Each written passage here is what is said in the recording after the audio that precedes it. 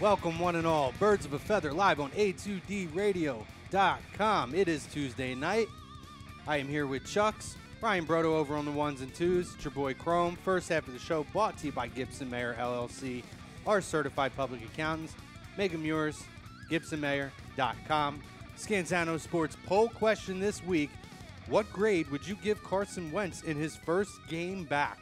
A, B, C, D, F. If you do a D or F, I'm already going to question your sanity because you're blind. But, yeah, we're live on Instagram, Facebook, Periscope, YouTube, The Fam. We're ready to talk Eagles football. We're ready to talk Carson Wentz Eagles football. He's back. I'm ecstatic to talk about it, guys. We came out this week, week 3, huge win, 2-1, also with the Cowboys loss and another Redskins win. It's a crazy division so far for sure. But yeah, Eagles grades. Let's give our grades here, guys, on Carson Wentz in his first performance. I got to say, I was fortunate enough at 11:15 to find out I was going to the game. Had no idea. Prepared to go to the bar. But I am happy to report that since I've been going to games in 2005 at the Link, I remain undefeated at the Link. I've never seen a loss there. I'm not one of those superstitious people that can't say, because I say it all the time and they keep winning. Although I will say this was the tightest game I've been to. A lot of heartbeat in there. But again, Carson came out, electric atmosphere to welcome Carson back. It was just it was a day of celebration and excitement. So, Charles, we'll let you kick it off. Charles, what do you got? What are you grading Carson in his return? Let's give him a B. Okay. So, let's get the negatives out of the way first, because I like finishing with positives. Negatives, definitely rusty. All right, so beyond the first drive, which was the prescriptive plays, so, you have the game plan and the coach's prescriptive plays, and he runs them, he executes them. He looked great on them. Beyond that, he was pretty off with a lot of his ball placement. I mean, he was throwing accurate balls, but the placement of the balls were just all over the place at times. And, just to clarify, if you don't know, there is a difference between ball placement and accuracy. Accuracy, you're talking about a quarterback's ability to throw a catchable ball to the receiver. Ball placement is being specific, throwing them in the right spot relative to where the receiver is. If they're running, so if you're throwing them behind them, in front of them, low, high to protect them. So he was throwing accurate balls for the most part, but his ball placement was just all over the place. I think there was one throw, I think it was in the third quarter, and they just got into the red zone, and it was first on goal, and he was trying to hit Smallwood in the flat, and instead of hitting him right where it needed to be, he threw high and away, and Smallwood could have had some run after the catch and maybe go into the end zone, but because of a bad ball, it didn't happen. Smallwood couldn't reel in the catch, so that his pocket presence was fine, although on the fumble you could he needed to slide up a little bit on there. The interception was just bad. That interception, he stared down Ertz, and I believe it was Darius Leonard that made the pick. Read it all the way. That's bad stuff, and I'm sure Carson knows that. I'm sure everyone knows that he can't do that because it's as predictable as it was. Predictable. Sorry. The good is that back to your ball placement too. The one play that actually stood out to me was when they needed a first down, and Nelson was going up the middle of the field, and he threw the ball accurately, but he threw a seed to where the defender was able to get his hands up and knock the ball down. A little bit more touch on there. He needed to have a little bit of a touch, lofted up a little bit up and over the defender, and he didn't do so, which cost them getting the first down on that drive. But, I would agree with that. Yeah. But the good, man, he's moving around. Okay, first of all, let me start off with, saying besides that, or before I get to that, you can tell right off the bat, first drive, his pre-snap adjustments, that is what, and I posted that on the group page, that's the biggest difference you can tell, first of all, from Nick Foles to him, are the pre-snap adjustments. And I think I touched on that last week, that's an aspect that's not going to be rusty. Mm-hmm. And we saw it. He knows, he's so smart. He is so freaking smart that, he knows what the defense is doing. he sees what the defense is giving him, and he's going to always check the play down to the best available play. Right. Like there were numerous times where he checked it to a run because he saw a light box, and I was keeping an eye on it. I was like, they have a light box. It's gonna be a run, and he would do it. And like he knows what to do to maximize the play, and that's phenomenal.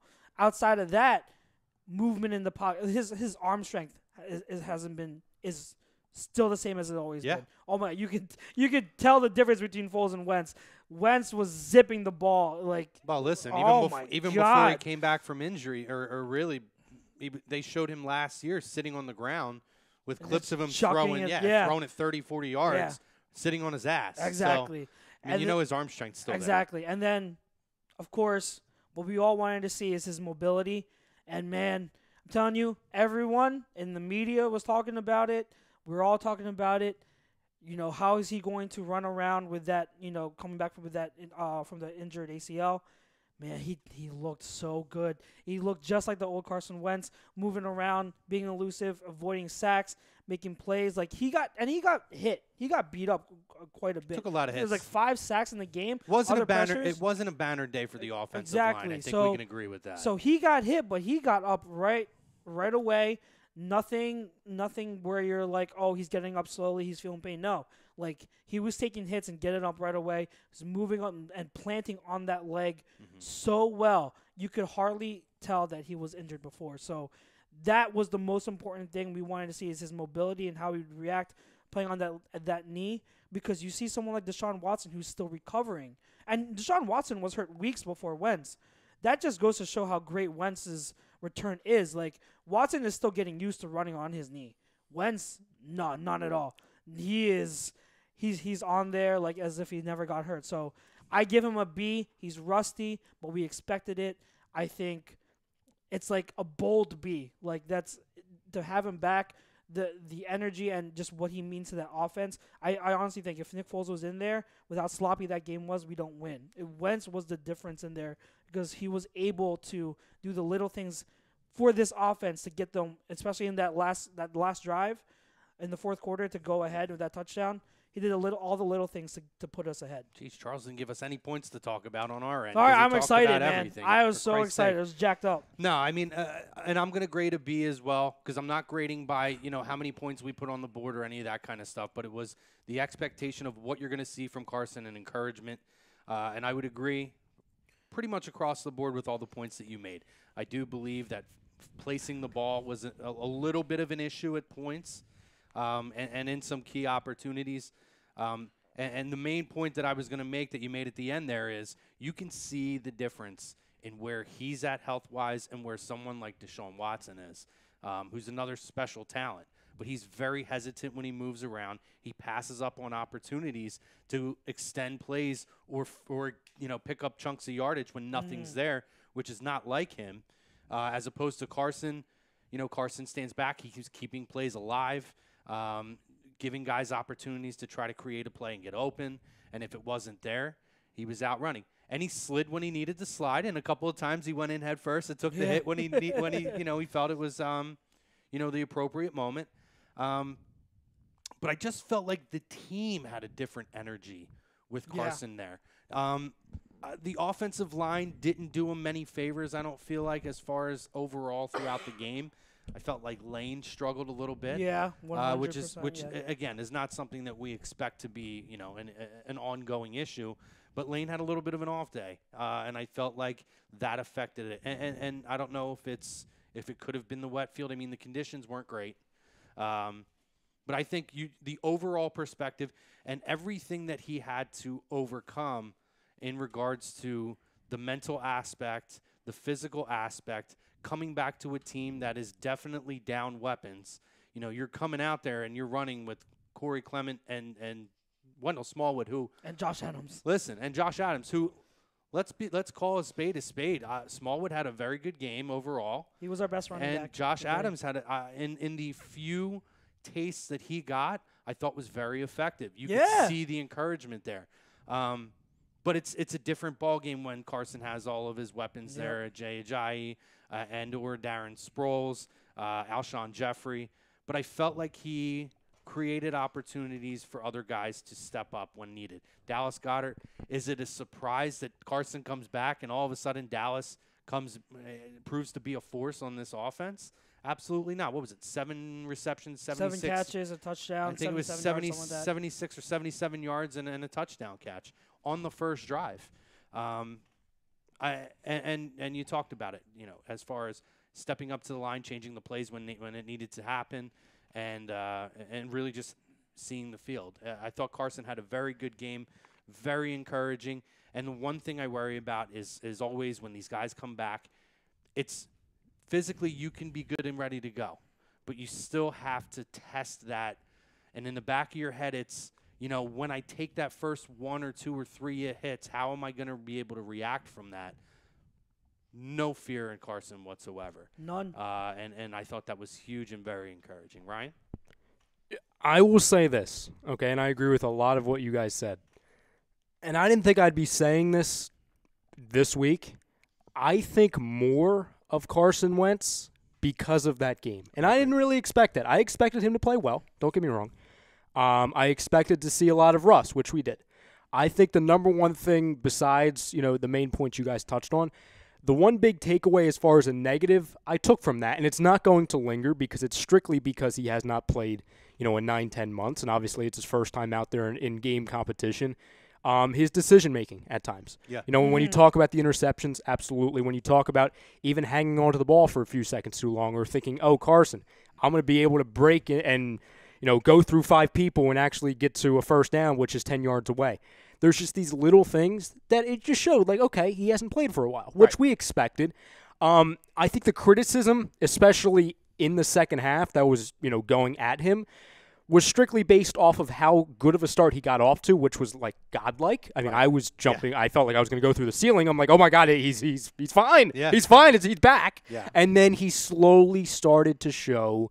Number one, because A, just rust, and B, I think game plan on the other side of the field from the Colts that, okay, we are seeing that he hasn't played for a while. So I thought a bulk of the fan base kind of panicked a little bit in the second half, especially when we fell back and we were losing that game for a little bit in the half. I would say this, okay?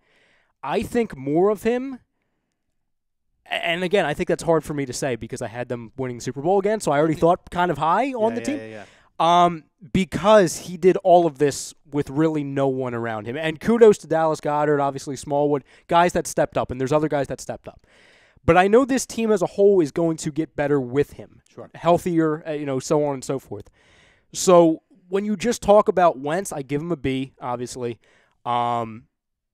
This man is special, and that's not a hot take. That's something we've all known, and this confirmed that because the time in which we expected to see his human side, his most flaws, he showed less of that than the opposing quarterback did. Sure. Which was a big, big driving point on why they won that game. No, I absolutely agree with that 100%. And again, both teams had to deal with it, but the weather conditions were not great. Yeah. No. So when it's his first game out of the chute coming back in that kind of a situation, again, I'm with you. That just enhances it even more for me that he was able to still do the things that Carson typically does and just shake off some rust. And I think it's just going to be up from here, boys. I really, truly believe that this was just a stepping stone. Perfect time, perfect game to bring him back and let him get his beak wet. Now, I'll ask you guys a question. When we talk about, guys that stepped up to help him, help his progression, obviously help his performance, who's the first guy you think of? Wendell Smallwood.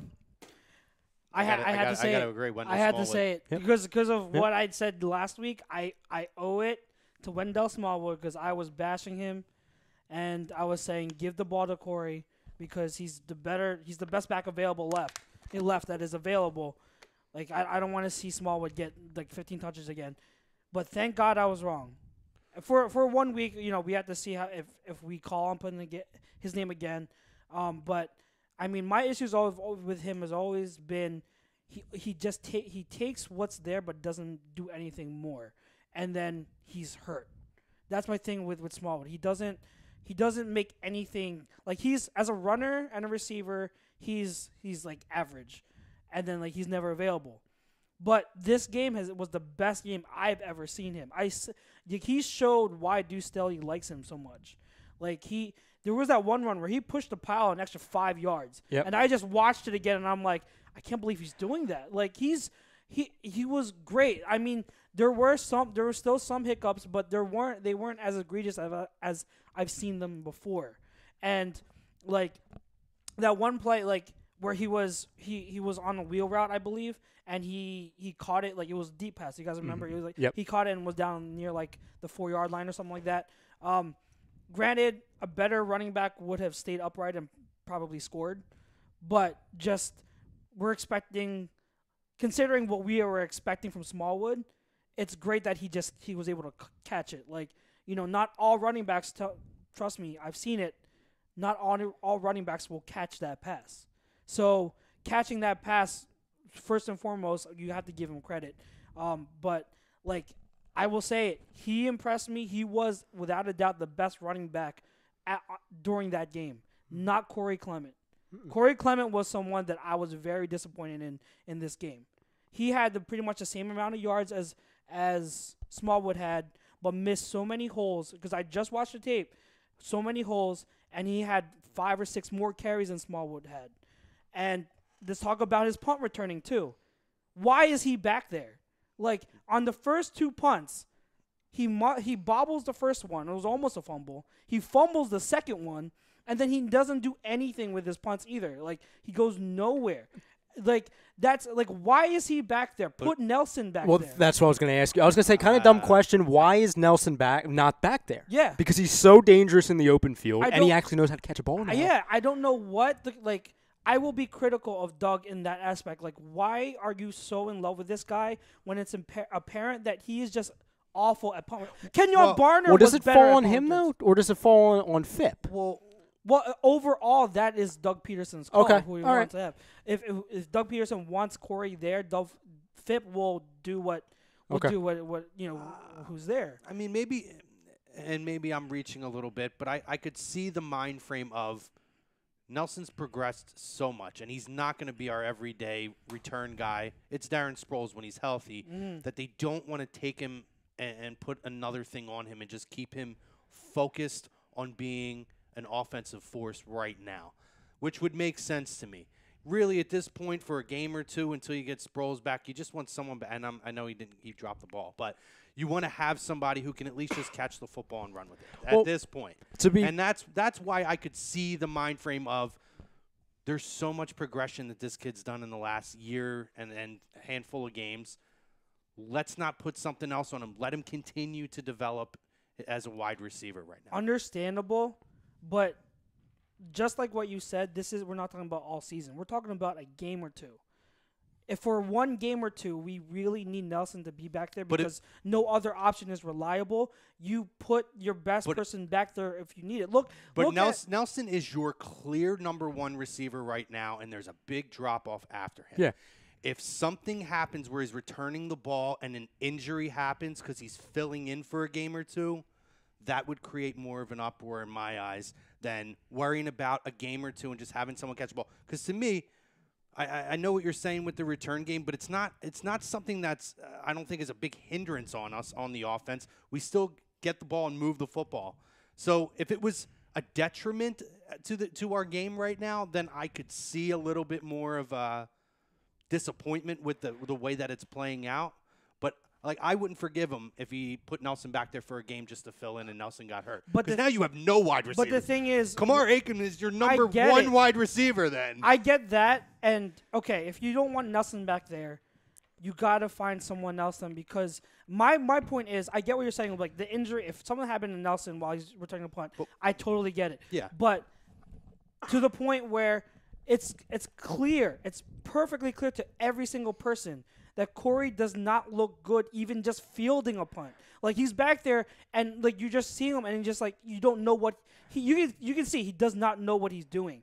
And I get what you're saying, that it didn't hurt us this game, but what if he lost that fumble? He fumbled that ball. What if the Colts player had picked it up? That's another possession in the red zone for the Colts. That's a turnover. That's a huge turnover. So, in my opinion, I take – I personally would take the risk of Nelson getting injured, but still being comfortable with someone back there that can just field the I punt totally get over it. the risk of turning the ball over with Clement Sure, back listen, there. I totally get it. I think it's just an agree to disagree kind of a deal because I don't want to put risk, not even just for his game. I don't want to physically risk putting him in out there if it's not an absolute necessity. If he was going to be a guy who we need to do that every game for the rest of the season, I would not do that. Yeah, but I'm saying if that was a situation, then yeah, I mean, he is going to be your best hands guy. If Sproles was out for the year, that's probably your best option at this point. But Sproles is coming back. And so they're just really trying to bridge a small gap until you get there. And I'll say this, and I agree with you, Chucks. I do. My whole thing is this as well. Just to be fair to Corey, we want to throw out, and like I said, it's justified. So I'm not saying you're wrong in doing this, Right. but we want to talk about how, yes, it was tough conditions for Carson and all these things. It was not just raining for Carson. Right. So when fielding a ball and trying to catch it in these conditions, listen, I'm not blaming it on the conditions. Like, it was raining, so we have to give Corey a full pass. No, absolutely not. You're a professional at what you do. And if that is your job, you need to do it well. Right. But it was not the ideal conditions for a guy that has kind of stepped in and filled the role. If he was a veteran that's been doing it for years, or if that was his only job, and if it was sunny with the high of 76 and it was home and it was great and the flowers and birds were chirping. You understand what I'm saying? Yeah. Then rip him. Yeah. But just we have to remember the entire situation. But I agree. Knock on wood, this does not happen. If Sproles goes out again or an extended period of time and Corey's our guy, yeah, that's a concern for me because that's not somebody that is trying to do it all the time. That's not his set role. He's focusing on other things. So it's a concern, but I wouldn't panic, and I'm not saying you are. I wouldn't panic and be like, oh, my God, this is really bad. He is a liability. No, it was bad circumstances and bad timing. I think that's all it was. That's fair. That's a fair point with the weather. I can say at the point where he dropped the ball, it was one of the peak points during the rain too, because I was in it, believe me. And when they showed the slow-mo of it going through his hands, you could see the little raindrops just trickling. And we said it. He has to understand the conditions and be able to handle that, but things happen. And I would absolutely agree. Knock on wood. Hopefully nothing happens to Sproles because if that's the case, Nelson has to be your guy back there. But for a game or two to bridge a gap. Yeah, it is what it is. I'm not overly. They even threw Smallwood back there for a couple kick returns. I think he just knelt, kneed. Pretty much, yeah. But still, they filled it in numerous different ways. We're going to hit the fam over on Facebook. Bill Randall, beat only because of the pick. The fumble, I blame on the O-line. Yep. Andy Ritter, hello. What's up, Andy? What's up, Ralph Andy? Delavecchio, what's up, boys? For the poll, I'll give Carson a B. Frank Vespi, hey, yo, sorry to bother you at work. Has to be a B for me. Carson was a bit rusty, but he got the job done. A win is a win. Kyle Meager, a solid B-. William Turner gives a B. Kyle says 2 turnover could have cost us the game, but we still won, so who cares? Have a great show, guys. Thanks, Kyle. Appreciate it, brother. David Roska says, what's up? Roska is back finally. When he says, hello, what's Roska. up, boys? What's up, Roska? Where is he on the YouTube? Yeah, I he's was waiting for him. He'll double dip. Don't worry. It's He'll only a matter of dabble time. later. He's waiting for the second William half. Turner says Corey Clement is a beast. No. He wasn't. Please this Maybe he game. will be one day. Not right now. Maybe don't get me started on I him think again. the talent is there, but he is off to a slow start this season. Unless We're William just gonna say that. Unless William is recapping the Super Bowl still, then I will agree with that. But Dion Brown, our man Dion checking in. What's up, Dion? Fellas? Let's talk about it. For me, Carson gets a very solid B+. He looked good, sailed a few balls plus that pick, but he played way beyond my expectations. And now that he's trusting the knee, key words there too. I like that, Dion. Now that he's trusting the knee, he's only going to get better. Let's go. Absolutely. Yep. love it, Dion. Mike Parker says Carson is solid.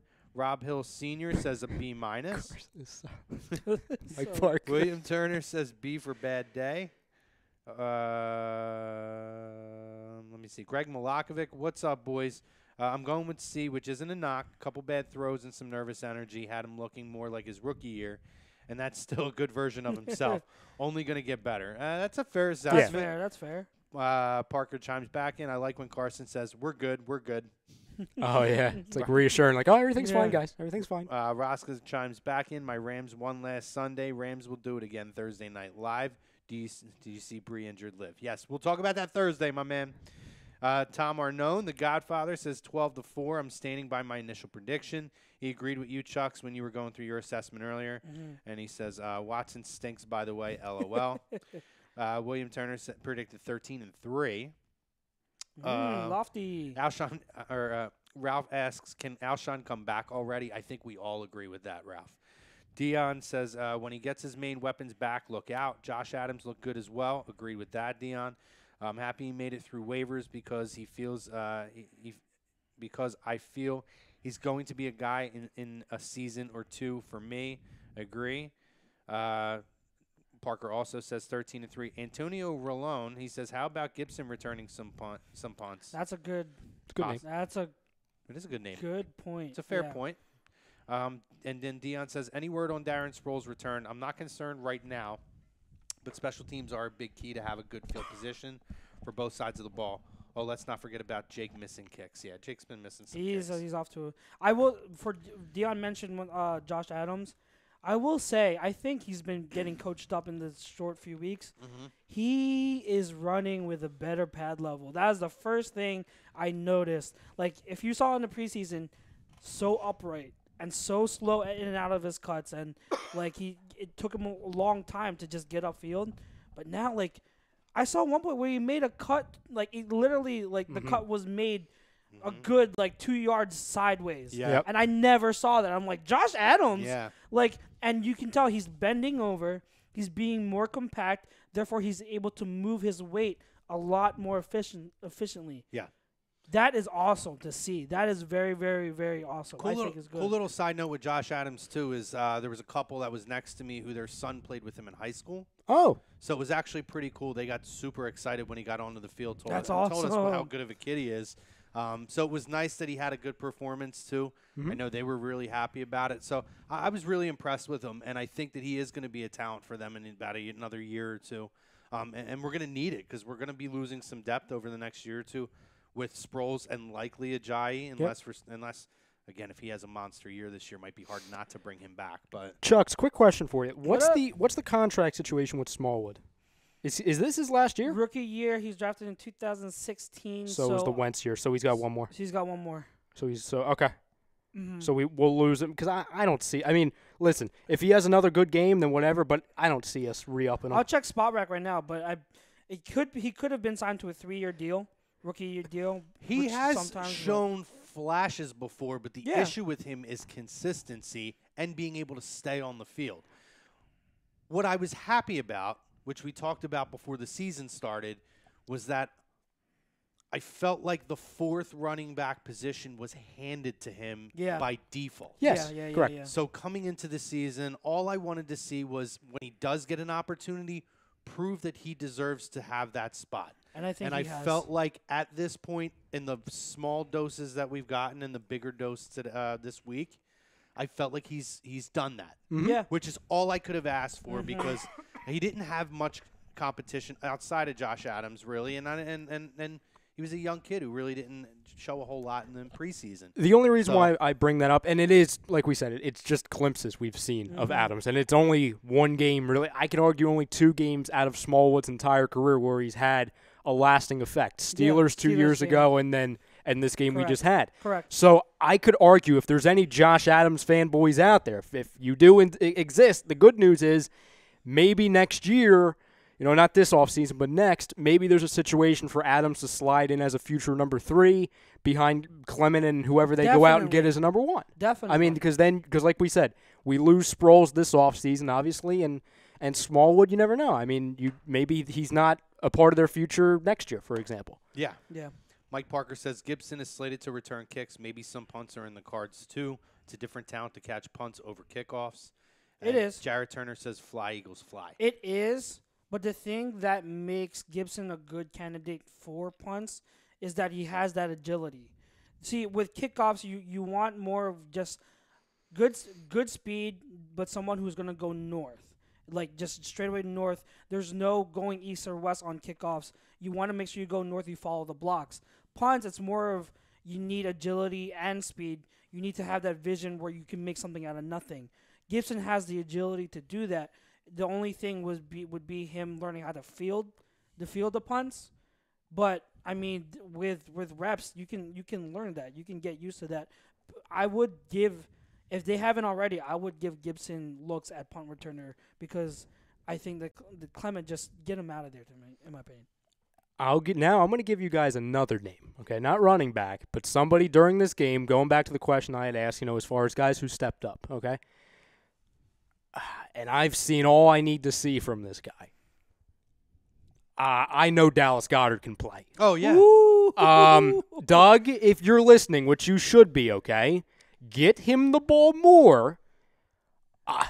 Again, I think more of this team now than I thought I would, and there was nobody on the field because when Alshon is back, when you have Dallas and Zach on opposite sides, and then you could fill in whoever you want. Nelson obviously over there. When Wallace comes back, if he does, you know what I'm saying? Yeah.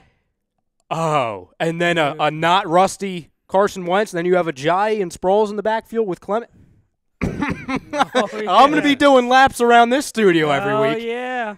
I love that. I said it, and I'm going to stand by it. It would not shock me, and I love Zach Ertz. I know. Yep, I agree with But that. in 2 years, Dallas Goedert might be the #1 tight end on this team, and that's not a knock on Ertz whatsoever. Ertz right now is the top 3 to 5 tight end in the league. I think Dallas Goedert has the potential to be that much better, and I really and the main thing that he does is he gets yak. He fights for those yards. He's not afraid to take a hit, and that to me is what will be the difference maker in 2 years when we're judging these two guys. But I said it then, and I'll say it now. At that point, this might be the best tight end tandem in the NFL since Gronk and that crumb Aaron Hernandez. Yep. Absolutely. Oh, my gosh. And I'll tell you what, with a quarterback like Carson, who knows how to find his tight ends And distributes. and Tom Brady was the same way, knows how to find his tight ends, big sized tight ends. They're going to be a force for a long time. I'll say this. The Eagles played a lot of their game plan. They played 3 tight ends. They played a lot of 13 personnel, and so that's why you did still see a lot of Perkins because he was that third tight end who was detached from the line. But Goddard was in there more as part of the game plan. You can see it. So, don't question that. Goddard was more part of the game plan, obviously. The thing about Goddard, guys, he's already become one of the better run-blocking tight ends in the league. Yeah. Which Like, we didn't have that. Yeah. Oh, my gosh. So, not only do we get another tight end who is a great receiver, but we get someone who you can put on the line, have Ertz flex out, and still run the ball effectively, have that running threat because Goddard's in there and he can block effectively. He still misses a few blocks. Like there was one sack on Wentz that was his fault. But besides that, man, like that's an awesome option and just package to be able to have. I'm telling you, when our receiving core, because we kept talking about it in the offseason, our passing options with Alshon, not just tight ends, not just receivers, just any guy on the field on offense that can catch a ball, when they're all healthy or 75% of them are healthy, I don't know what defenses are going to do. Yeah. It's going to be a big problem. And we didn't even talk about the red zone, how we had said beforehand that we thought they're going to be by far the best red zone offense. They were last year, and that was before another tight end. I'm just telling you, man, this might be the start of something again.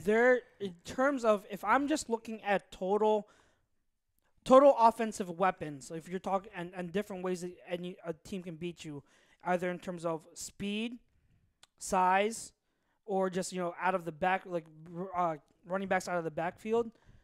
Eagles have to be at full strength. Eagles have to be up there. Mm-hmm. Another team that is diverse like that is the Tampa Bay Buccaneers because they also have a tight end tandem in Howard and Brait, and then they can beat you with size, speed. So like the fact that we have that versatility in our weapons when the speed and the size and like everything, they're so versatile.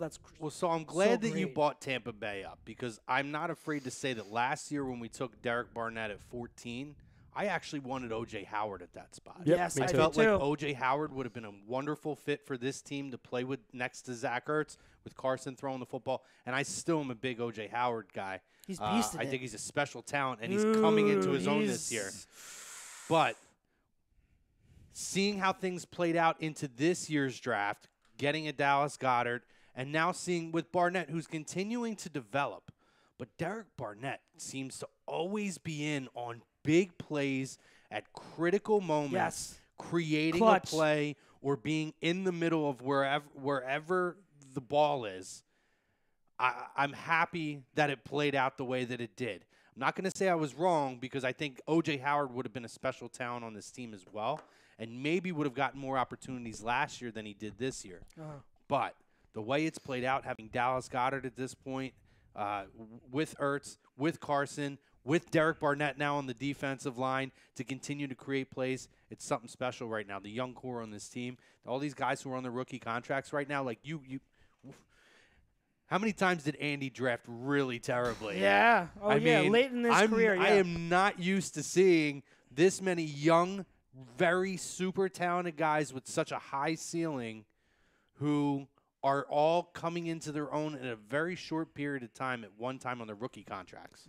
I think that And that's what you need to do to win a Super Bowl. Do You you- have to Multiple be able to, Super You Bowls. have to be Yeah. able to draft well to create an opportunity to sustain a long run. do you remember a few weeks ago or a couple months ago when I was talking to you about Barnett, how he wasn't having a good camp? Yeah. There's like We were no one was debating, yeah. mentioning him.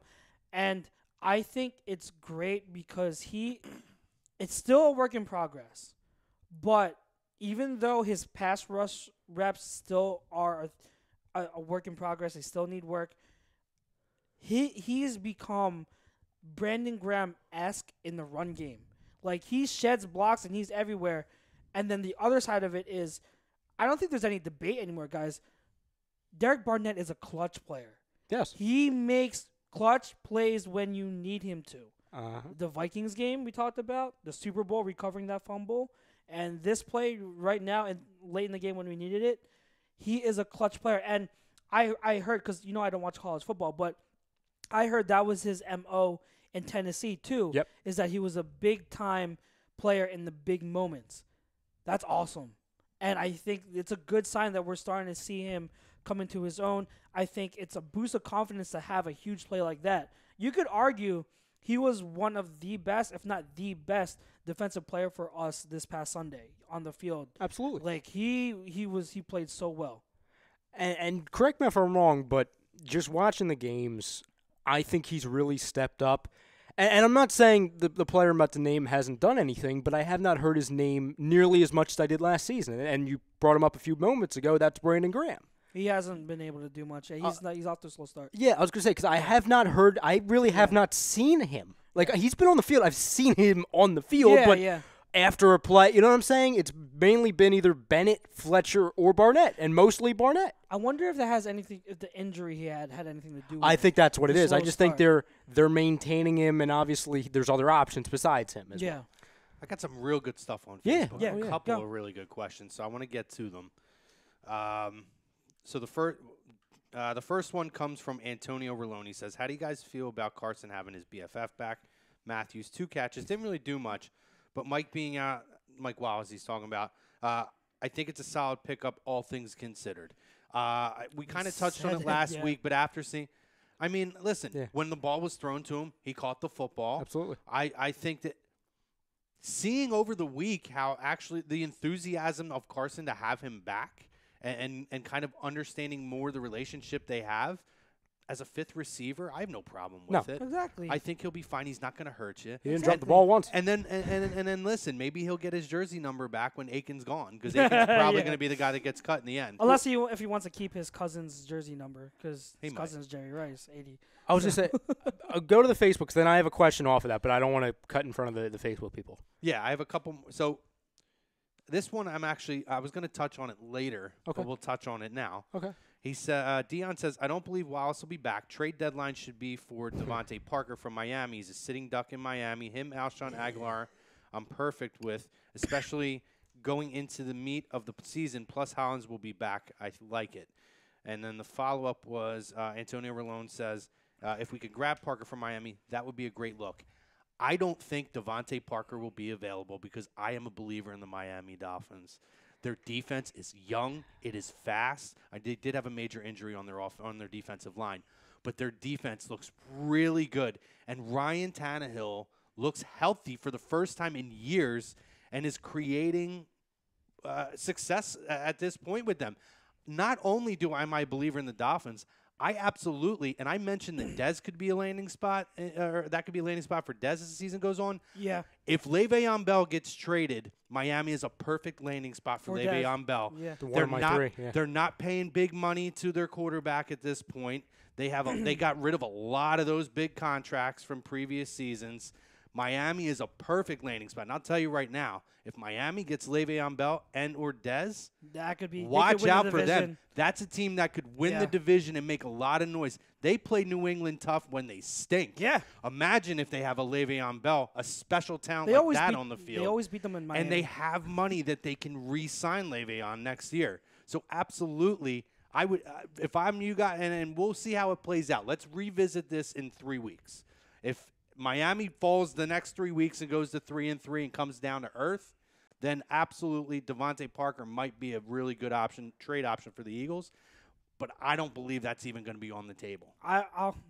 They're going to be buyers, not sellers. Good point. If we're mentioning people that we could possibly trade for, well, first of all, to Dion, I think Mike Wallace will be back. I think they were hesitant to put him on IR, but I think he will be the call up, not Mac Hollins. But I could be wrong. I could totally be wrong. I'm just going off of hunch. But let me throw this out there. Probably not going to happen because it's wishful thinking. But let me just throw this out there as a possible trade target. A certain someone just got injured. What if we traded Foles and in the package we got Garoppolo? We got Marquise Goodwin back? You're talking about speed. Here's the thing. You're talking about deep threat. Now, he did sign a 3-year contract with them. And he's one of the main pieces in that offense. However, they did just draft Dante Pettis, who is a similar wide receiver in terms of what his role in that offense. If they are willing to if they're willing to do something where they're willing to give up a good piece for a quarterback that could maybe salvage somewhat of a season, why can't we get Marquise Goodwin? I'll say this, okay? And I love Nick Foles. I appreciate Nick Foles. He ain't getting you Marquise Goodwin. Well, no, in a package. I said in a package. I won't even go as deep as that. I won't even go as deep as that. I like the idea, though. If the 49ers believe that Nick Foles is going to salvage their season when they have all those injuries, this isn't salvaging this roster in Philadelphia. That's different. That's a lot different. I understand you have C.J. effing Beathard that you have to look at for the next year. I understand it. You were stuck with that last year. You're going backwards. No. Listen, if the 49ers want to come calling and make that deal, listen, I won't lose sleep. Yeah, I know. Like I said, I don't think it's going to happen. Well, it's wishful thinking. I'm throwing it out there. You want me to give you guys a couple fantasy trades? And I brought up Fitzgerald last week. I don't think that's going to happen, unfortunately. Yeah. I have 2 more, okay? Actually 3 more, but they're involved in just 2 deals. I brought this up last Wednesday. I would love for it to happen. I don't think it's that crazy. The team that you would call is 0-3. It's coached by John Gruden. Why don't you call and try and get Marshawn Lynch? Why not? People say they miss LeGarrette Blount. What's LeGarrette Blount a prototype of? Marshawn. Marshawn is not in their future. Hell, people were saying, he wants to retire in Oakland. Okay, sign a 1-day contract. That's fine. 2, John Gruden gave away Khalil Mack for picks. If he's willing to do that with Khalil Mack, who is young and a future he's a superstar now. Mm-hmm. You think he's really going to lose sleep by talking about getting rid of Marshawn when you're 0-3? What I'm worried about that, I get your mindset. 2 things. You see promise with a running back rotation that we have without Ajayi and without Sproles. I don't think, knowing that they were capable enough, I don't think that how we would make a trade for another running back. And 2, and here's another thing, 2, if we trade for Marshawn and I don't think he wants to be anywhere else but Oakland. Like if the Raiders were in Las Vegas already, I don't think he'd be playing. I think if we traded for Marshawn, the fear is that he would retire instead of play, because that is his hometown. Well, the one caveat I meant to mention before I even got to this, this is based off of a couple things. Number one, if there's another injury, with Ajayi, for example, or I can make the argument, and I'll bring it up later. I could make the argument if they lost this past weekend, to where then I'm not saying it would cause panic and it would be a reactionary trade and like, oh my God, we got to do this, we got to push a couple trades. But if you start to struggle with the running back core, if that's because of injuries and you can't really rebound from it, I mean, when's the trade deadline? Week 8? 6? Yes, week 8. I think you got a better chance at landing LeGarrette Blount. Well, that's what my mind. That's my preference. Is I would rather see them bring LeGarrette Blount back from Detroit. Isn't that a great transition, Chrome? It's like you read my mind. It's my second one. We're Remember, here, I said buddy. it's kind of We're right it's 3 players, but it's 2 deals. Yeah. Well, and I said this to Ralphie in a voice text because he's been going crazy. LeGarrette Blount, which I understand. Trust me. I miss LeGarrette Blount. Yeah. He played here one season, and he's one of my favorite Eagles. And I went back and looked at the playoffs as a whole. If you don't have LeGarrette Blount, I could make an argument you do not make it to the Super Bowl. That's very possible. And it's crazy to say that now that we won it, but take him out of the equation. You call the Detroit Lions, and obviously they're coming off of a good win. I did not expect that, so I expected them to be 0-3 because this was what their first wait, one. hold on. It just hit me real quick going back to that. It's funny how people say, "Oh, you don't need a running back to win in the playoffs," but you just said without LeGarrette Blount, we don't win in the playoffs. Well, he said maybe. Well, okay, maybe, but he said my don't point is know. my point is you just said without that running back, we don't like. But he was a pivotal part in us winning, correct? Sure. Yes. Okay, that's my point. All right. Well, anyone who wants to say right. you don't need a running back to win. See how he just close. opened up an old can of worms? Go. So now I'm going to no. See, now we're going back to this. So I'll retaliate to the retaliation from 6 months I wasn't ago. targeting you. No, I was saying I was targeting anyone. I am speaking for the people. Okay, go ahead. I'm speaking for the people. What have I always called running backs? The perfect complement to a quarterback. A quarterback who was a backup. Mm-hmm. So given the quarterback was a backup, that raised the value of the running backs. That's why it was so important. Yeah, I agree. Yeah, I agree. The Detroit Lions, okay? You make a call, and like I said, this is not this week. This is if there's struggles with the health of the wide receivers and the running backs. This isn't right now. This is reactionary if something hits the fan, okay? Okay. You call. See, hey, LeGarrette Blount, because the other running back, I'm sorry, I'm blanking. Kerryon Johnson. Pretty damn good game. Yeah. Pretty damn good game. Seems good, like he's the guy. First 100-yard rusher since 2003? 3 or 4, something like that? It's been a long time. It's been a while. It's been a while. You call them, and you're like, oh, well, while we have you, while we're talking to you, what's Marvin Jones doing? Because you're not going to be able to get Golden Tate. I understand that. Well, I don't want Golden Tate. No. Hey, Marvin Jones. I'd take Golden Tate. Well, yeah, but you're not going to be able to get him. You won't get him from them, but I would take him, absolutely. Marvin Jones, LeGarrette Blount? 4. Well, see, now we get cute. See, now we get cute. Probably I'm not against it. I'm not against it. Draft picks? I would so be for that. Their secondary need help. I can think of a couple guys that are hated right now. Yeah. You know what I'm saying? I can think of a couple. Say his name. Say his name. Go ahead. Say his name. I don't know if I should. I feel like people will come downstairs. We're not even gonna open that can of worms tonight. No, you know what's funny? I wasn't even gonna say Jalen Mills. I wasn't gonna say him. I was gonna say Darby because there is. I mean, 1 year. you don't understand. Sure. And we have a compensatory second-round pick that we're gonna get.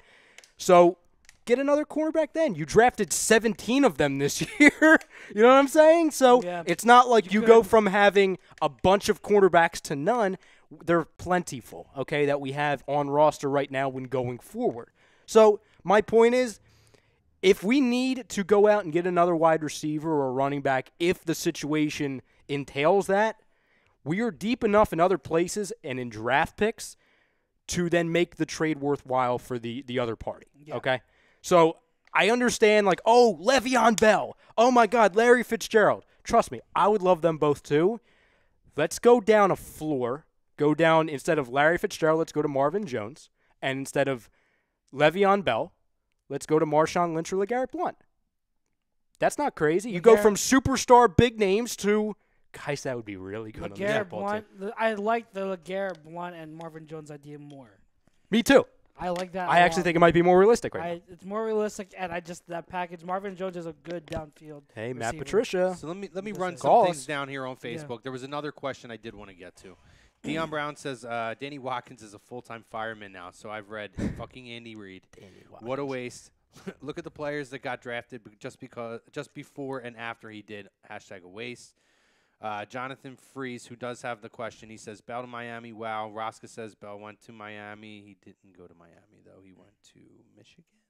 Am I wrong about that? Le'Veon Bell? Yeah. Let's look Pull up his college. I'm not a college guy. I could be wrong about that. But I don't think he went to Miami. Jonathan Freeze Michigan State. says, there we go. Okay. Ralphie's. Jonathan Freeze says Mac is killing it in Chi-Town. Oh, that's a wrestling teaser. We're going to skip that. Dion Brown says Larry Fitz has a better chance of winning here than in Arizona. Absolutely. Won't happen, but I would not mind having first ballot Hall of Famer who deserves a Super Bowl ring on this young budding team, especially his character would fit exceptionally well in the locker room and team coaching staff. I think we all agree with that. Yeah. Yeah, I just don't think he's leaving there. Will Pierce says B-. Jonathan Freeze, Wentz looked good on Sunday but missed a few throws. Dion says one thing Dan Marino never had was the value of a running back. That point makes sense like crazy at Brodo. Nice. Thank you, man. David Rosca says, sorry, Mike Chromiak, did Bell get traded to No, that's not me reporting. It's a prediction. That's my dark horse team that could swoop in and absolutely get him, and that makes absolute sense. Hey, Chrome, while we're on that real quick, I'll add a couple more teams to that list because I had 4. That would make a lot of sense, okay? In order from least to most likely. Sure. Philadelphia 4. As least likely. Take them off. Yeah. There's no way we're getting him. Miami 3. Okay. Jets 2. Colts 1. I think Colts get him in 2 weeks. Yeah. Within the next 2 weeks, I think we get him. Or they get him, excuse me. Colts, Jets, Miami, those 3. My bold prediction right now, Le'Veon won't be a Steeler in 4 weeks. I say sooner. Oh, I mean, yeah. I say this week or next week. Yeah, I think by the trade deadline, he's gone. The move is definitively going to happen. It's just a matter of when it's Colts need to call him right now. So Jonathan Freeze asks, so don't mean to change the subject, but I'm down here in Baltimore and not many Birds fans down here, but Love maybe Baltimore, everyone can help me with this one. Was the 2004 Eagles that lost to Tampa Bay in the NFC Championship a better team Eagles. than last year's Super Bowl team? No. No. Nope. Not at all. Definitively no. The defense definitively no. The offense might have been. With Carson Wentz. I'm going with Carson Who was there? Wentz. Oh God, that's when you had that was Pinkston and Thrash might have been on that team. I'd have to pull it up. I'm pretty sure you still. It was a pretty. I'm pretty sure you that had, was. You had Chad Lewis as your tight end. L.J. Smith, primary I tight think, was end. there. The year that we lost it, yeah, he might have been there. Yeah, I year think we he was lost there to because he was drafted around that time. Yeah, Westbrook he was might have been a injured. rookie though. He wasn't very super effective as a rookie though. No, he wasn't. I'm just saying he was there. Yeah. Just trying to mold out the roster.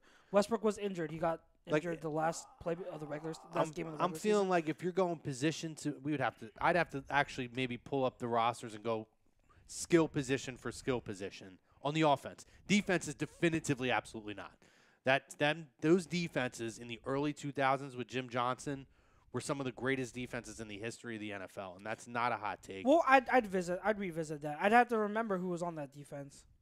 Hugh Douglas, was he gone by then? Hugh Trotter was no. Because remember, he was still on that team. Because remember, Hugh left and then came back. You want me to read you the starters? Of the offense? Yeah. Okay, so let's go quarterback. Donovan. So Donovan and Wentz, I would take Wentz. Westbrook. No, Westbrook was injured. But we're So- just Remember that.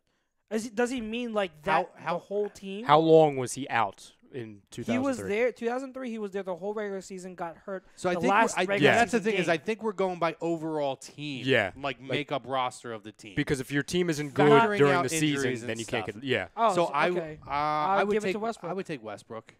over Pinkston. No. Anybody over Pinkston that we had in the wide receiving core. 2015 Aguilar, I would take over Pinkston. That's not a hot take. No, Go that's on, that's like real talk. So who were the Oh, who were go the other on. wide receivers? Pinkston, Thrash. Thrash. Yeah. I got to go backups. Oh, good Freddie Lord, Mitchell? we're in the friggin' That was not depth of hell here. Kevin Curtis was after that, right? After that, Kevin Curtis was like 2007.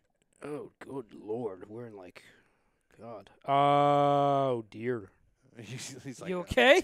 like so many just. Oh, Sam Rayburn. Is that even a Oh person? yeah, Sam Rayburn. I yeah. remember him. Sean Morey. Yeah, I remember Sean Murray. Yeah, that's all we got here. Yeah, not very good. No. Fill in the blank slop. So the two tight ends were Chad Lewis. Chad Lewis and L.J. Smith, I would Yep. imagine. And then so for then you're looking at Zach Ertz and Trey Burton. I would take Zach Ertz and Trey Burton. Oh hell easily, yeah. easily. Trey Burton can throw the Oh, yeah. ball. Sorry, Chad, Yeah, but he He's a could. good quarterback. Emergency quarterback. no offense to my Rutgers alum, but L.J. Smith. he was Left a tackle, disappointment. Trey Thomas Oh, you take Trey Thomas. over Vitae. Well, if Wait, you're hold looking on. at Jason Peters, Are you talking about Jason Peters? Because you're talking about the If we're totality going- of the team, not who. but who played majority though? yeah, Peters got hurt. Well, not. 8? Week 8? It was It was early. mid-season. It was Yeah. early. Before It was early. was It the was at least Redskins half game. the season. It was the Redskins game, so I think it was like week 6, 5. Yeah, or so I something would like take I would consider it then probably Vitae's your that. starter. So Trey Week Thomas, 7. It obviously. was week So I would 7 take Trey 7? Thomas. because it was a long week after the After the Carolina game. Carolina And then we had You're Monday. right. It went Thursday to Monday. So I would You're definitely right. take Yeah. Trey Thomas in that circumstance. Okay, obviously. If it was Jason Peters, I'd take Jason Peters. Yeah. Let's see. Left guard, we have John Wellborn. No, No. I would take Wiz. Yeah. Center, Hank Fraley. No, I would take Kelsey. Nah, you keep Kelsey. Great talker, too. Yeah. Fraley was no slouch though. Fraley was no slouch. No, he was a good center. Yeah. Right guard, Bobby Williams. No, I would take Brooks. Brooks is elite. And then right tackle, we have John Runyon. Yeah. Oh, that's a tough one. I mean, if I you're going think- by overall career, It's Runyon or Lane. for Lane, it's still open, but Who that's a did tough I- one. Lane had one hell of a year last year, Who though. did I Right, pick? but I just feel like over the bulk of his career, John Runyon, another Hall of Fame talent guy. I think I got to go Runyon at this point. I'm not saying that's not going to change. Yeah, in it's 2 or 3 close. years. It's close. That's a close one. That might be the closest one out of this entire offensive What would group. be that? And I think, That's a great question, by the Yeah. way, whoever asked this. yeah, by the that way. was a really good question. That is Who a had good said question. that? That one was Jonathan Freeze. Jonathan, great question. Which Jonathan, Great question. he's down in Baltimore, dude. Join us anytime. Tuesday nights we're on, and this is Philadelphia sports, and particularly this time of the year, an Eagles platform all across every night on A2D. So I don't know how often you're on here, but if you're on enough, welcome. Yeah, so that's the offense. Yeah, You want to go defense real quick? Before break? Yeah. yeah. Shoot the defense down real Yeah. quick. Oh, God, that flew. All right, so defensive end, we have N.D. Kalu, No. Brandon Whiting. No. I feel like that our defense is about to win Yeah. this already. It might be Well, a you're clean just sweep. on the defensive line. Corey Simon, That's close. Corey Corey Simon was Simon pretty was good. good. Darwin Walker, Walker He was decent. Mark Simonu. Semino, he Semino, was excuse me. middle linebacker. No, you take He take could- Hicks. He could kick a Unless field if goal. you don't kick. Oh wait, are you He could counting kick a field Hicks? goal in an You're emergency, good, though. you're good. I was there at that You're game. good. 2005. See, home opener. He was the middle linebacker, right? Or was he the outside linebacker? Middle linebacker. Yeah. I mean, he was our middle. Oh God. See, no, you but we take- don't. Okay, I guess you would consider Bradham because Yeah, we because take. Hicks was out last year. So Because Hicks was Bradham, out, yeah, I'd take Bradham. Bradham easily. He had to do something to earn that big contract. Yeah, you know what I mean? yeah, So yeah. he had to play. Yeah. Carlos Emmons. Oh God, I remember. See, if you're him. comparing him now, if you're going position by position, you're comparing Emmons to Michael Kendricks. I take Emmons. I take Carlos Emmons over Michael Kendricks. We're at the hour. Hold off. We'll do the Okay. defense on the other side. Let's take the break. If you joined us on Instagram, Periscope, and Facebook, great conversation tonight. We're going to go over Don't leave. exclusively to the YouTube fam. Yeah, don't leave. Click the link at the top. Join us for the second half of the show. We take about a 5, 6, 7 minute break, and then we hop over on the YouTube. So join us. Jump over there. Appreciate the conversation, Facebook fam, YouTube fam. We're coming over. Exclusively yours for the rest of the show. First half of the show brought to you by Gibson Mayer LLC, our certified public accountants. Make them yours, GibsonMayer.com. Poll question, Scanzano Sports, which we'll continue to talk on the other side. Again, we'll talk to you guys in a few minutes.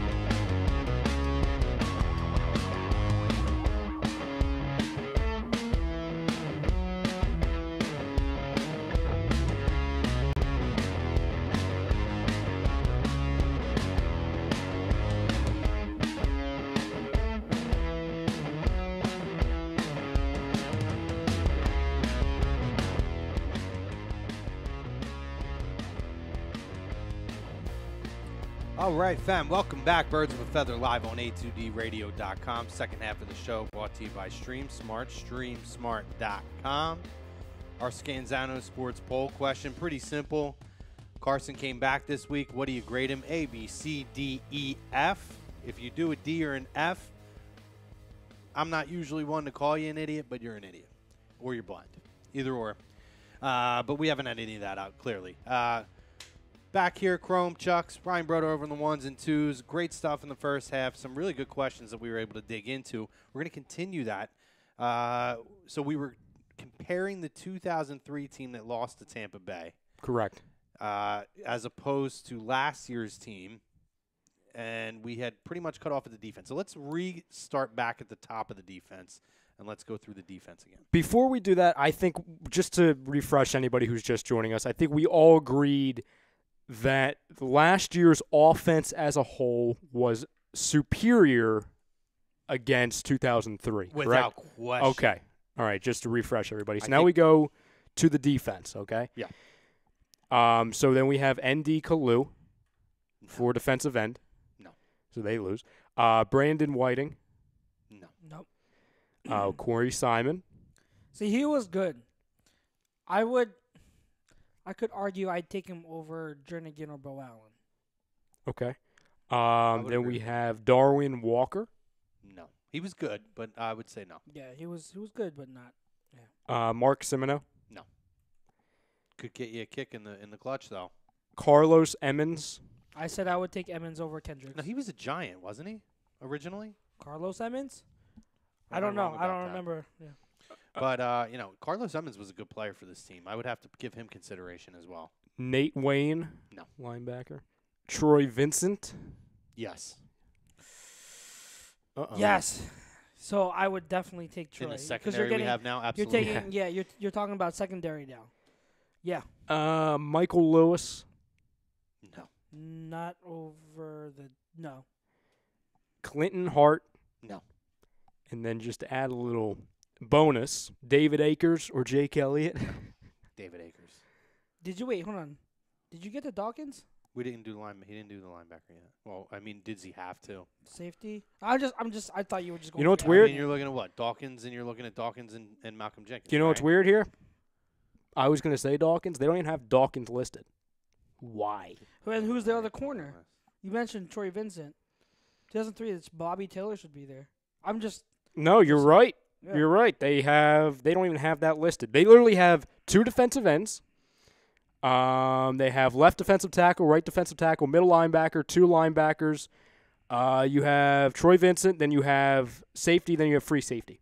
Then you go to kicker and punter. By the way, Carlos Emmons did play for the Giants, but I had it flipped. He played for the Giants after us. After us? He played for Pittsburgh prior to us. Gotcha. Yeah,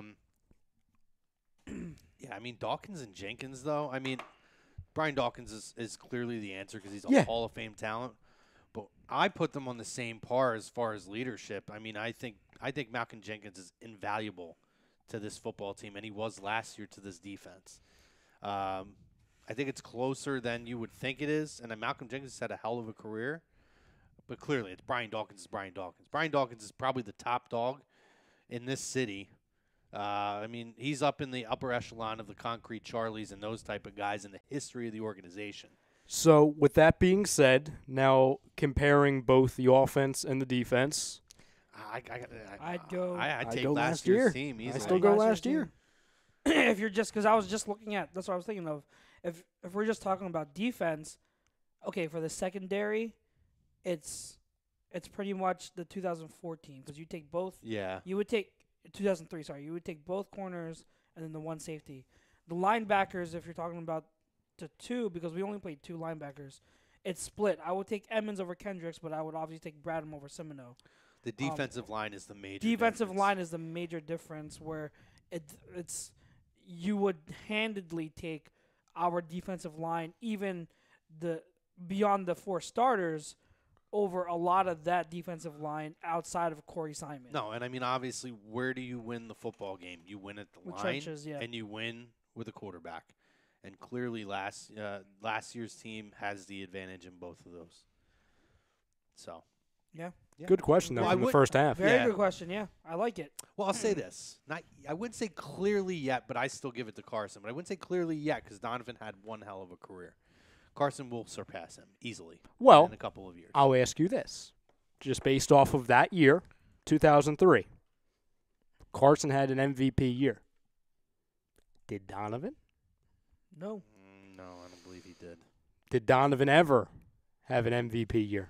2000, only the 2004 type. If you're talking about just like when he was in the conversation, his best year was 2004 The with first T.O. year that I believe they played the Rams in the NFC Championship, he really exploded and hit the map, though. And that's when he was scrambling a lot as well.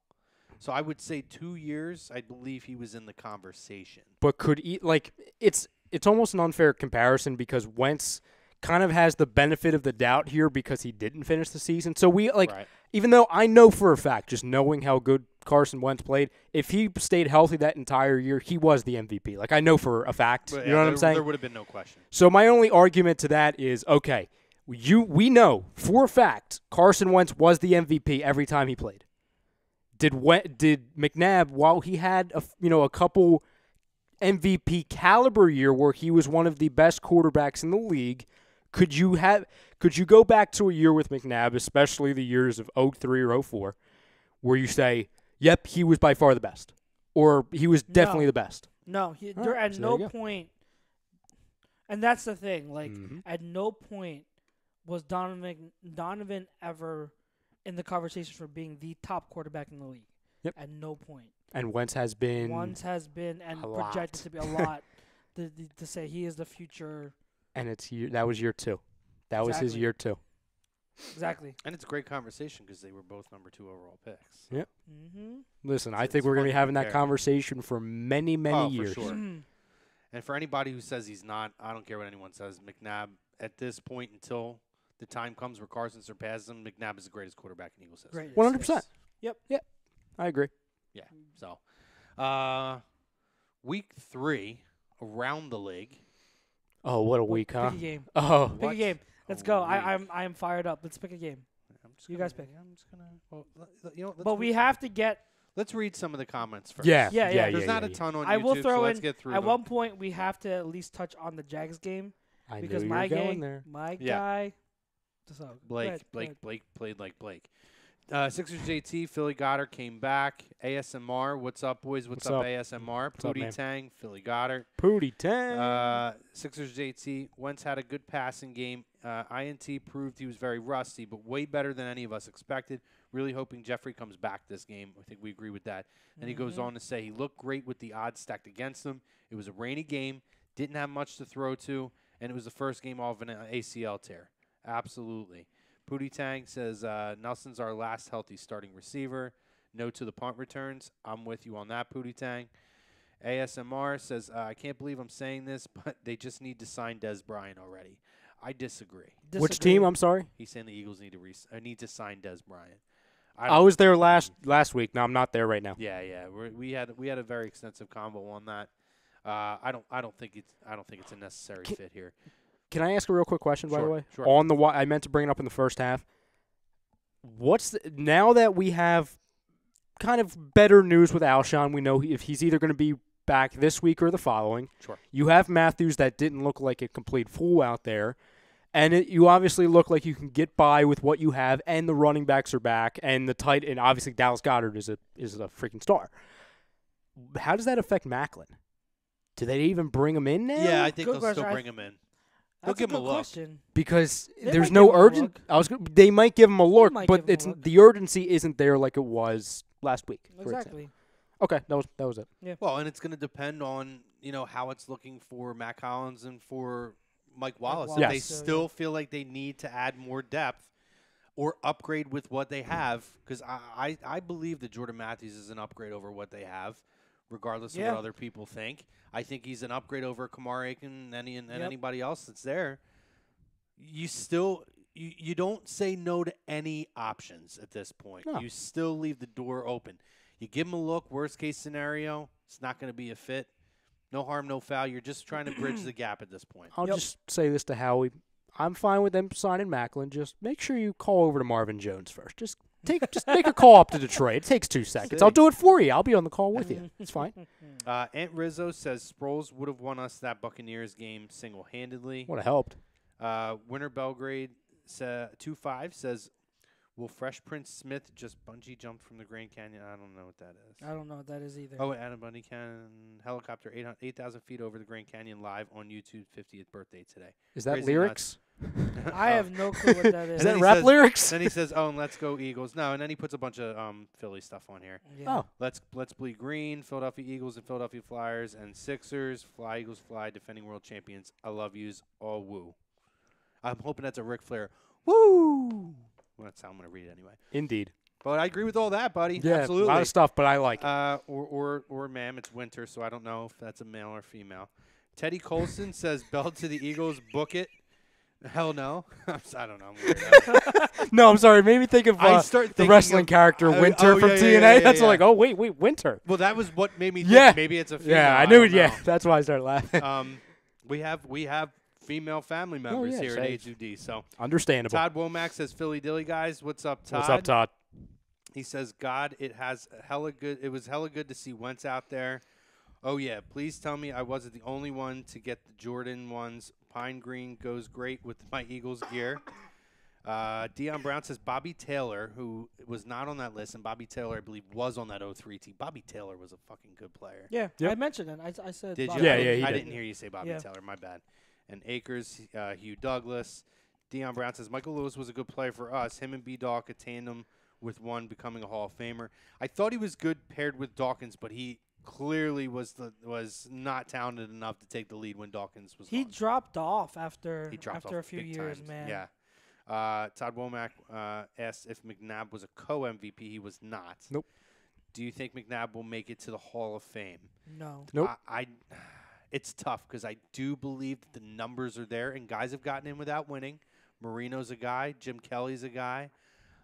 And his numbers are – well, Marino has astronomical numbers, but his numbers are comparable to a lot of those guys that are in the Hall of Fame that never got the chip. But I don't think a lot of the controversial stuff that's come out over the last couple of years is going to do him any favors. Yep. So I would say at this point he's going to be a fringe guy. I would probably lean towards no. Todd Womack co-MVP with Peyton. I don't think he was. I don't. We'll look it up. He maybe he was, but I don't believe so. Dion Brown says I'm taking Carson over McNabb right now. Love Don. Todd Womack agrees with Dion. Dion says question is, will the 2017 Eagles beat the 2004 Eagles face to face? I felt like we answered that before. Like Yeah. we were trying to compare And I think the it's teams. yes. Yeah. I think yes. Yeah, but we could do that on another show. Yeah. We'll run down that team. That would actually be good for off-season conversation. Mm-hmm. Todd Womack, damn, that's a tough one. Might have to go with the 04 team. T.O. was great. David Roska said, who's going to win the World Series? I'm going to go.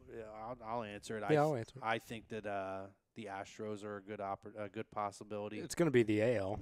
Yeah, I think the Astros. I like Cleveland a lot, too. I'm going to stick with my preseason pick, and that's Red Sox. But Cleveland is starting to kind of change my mind here. Yeah. I think I don't remember who I picked on our round table. I either picked the Astros or Cleveland, so I'm sticking with them. I want Cubs, Red Sox as mine. Oh, well, the Cubs suck balls. So, who's gonna win? Right now, Dion says Chromiak and Womack, Red Sox, Cubs in the World Series this year. That would be my absolute Who said nightmare. Roska. Oh, I'm sorry. I kind of predicted your nightmare. That Sorry. would be my absolute nightmare. I wouldn't of like a it World either. Series. I wouldn't watch a game of it. Philly 500 says Steve McNair was co-MVP with Peyton. Yeah, it wasn't McNabb. McNabb had a couple of years where he was definitely in the conversation. 04, and I know that year where they lost to the Rams, the greatest show on turf, he had an incredible year that year. That was when he really hit the mainstream in the league, that he put people on notice that he was going to be a force. So week 3, we'll run down some. Now, clearly, I didn't get to watch a lot of the first games because I was at the link. Mm-hmm. But Chucks, you want me to give you a game? Want me Yeah, to give let's you a go. game, Let's- Chucks? Because yeah. there's a lot of games I can choose from, okay? there's a lot of really good games that happened this week. Yeah, and a lot that of was a surprises. crazy game. It was a lot of surprises. So we'll go down. Browns and Jets.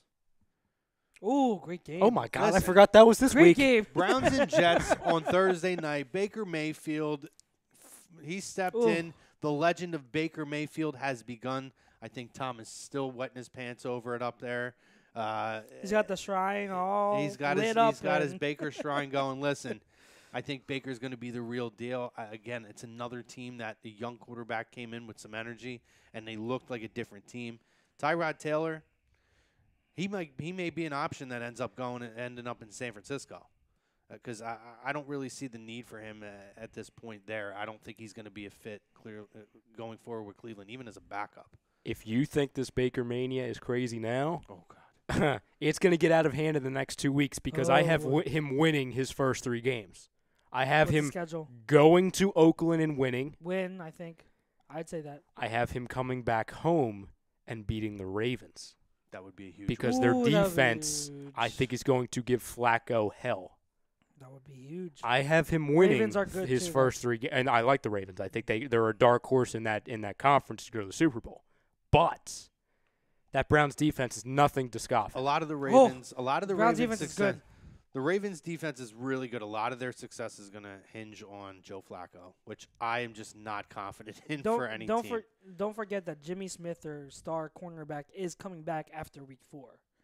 So that is a huge boost to that defense. I hear you on Joe Flacco, but his weapons this year are markedly improved. They are, but he's still got to throw the football. And I'm just not confident enough that he's going to be able to do it over the length. So far, he's done well. Right. Over the length of the season. That's understandable. We'll have to see if the consistency is there. Now, as quickly as I say it's going to get really good for Baker with him winning his first 3 games, right after that, it's going to get really bad. Because then the schedule, it's not so good, okay? And you can only read into schedules so many times. I understand that. But I'll just go over a handful of games after that, okay? After the Ravens, then you play the Chargers. Very good team. Very consistent team and a quarterback that I think can handle a lot of pressure, okay? Obviously in Phillip Rivers. Then you go all the way down to Tampa. Obviously a lot of weapons on that team, and I think one of the few teams that can kind of give that Browns defense some problems, obviously. Yeah. Especially with Deshaun, obviously, O.J. Howard, Mike Evans, Brait, for example. Why aren't you saying my guy? Don't say Peyton Barber. No. The wide receiver. Or you could just say him. Chris Godwin. Oh, right. Excuse me. Well, I'm sorry. There's so many guys down there. Yeah, come on. Oh, well, he's only had a touchdown in each of the first 3 games. Stinks with a capital Crumb. Pardon me for thinking it was a running back when he said his guy, right? Right? Pardon me. Oh, wait, it's a receiver? What? When did that happen? You'd be like, Doug Martin's not there anymore, right? God. Yeah. I'm thinking, wait a second. Is there another running back? Well, it's not like I haven't been hyping this guy up all offseason. Well, I think running backs when I think of your guys, Chucks. My apologies. Understandable, honestly. But yeah, Chris that offense is I was deadly. like, Donald Pumphrey's not on that team. Is he? You guys are funny. Is Kenyon Barner down there? What happened? Wait, did a Giant get traded? Is he in Florida again? Is that where he is? Then they play the Steelers, Chiefs, Falcons. So, I mean, that's – and I know the Steelers, the Steelers can't play the Browns. I mean, that might be a win for the Browns, but you understand it gets really hectic really quick for a rookie quarterback. Or another tie. Him against the Chiefs. Saints, Falcons, Breeze, and Matt Ryan, 10 touchdowns combined. Crazy game. Lots of offense. No defense in this football game. The Falcons are done. Yeah, it's not looking good for the Falcons. What is the record now? 1-2.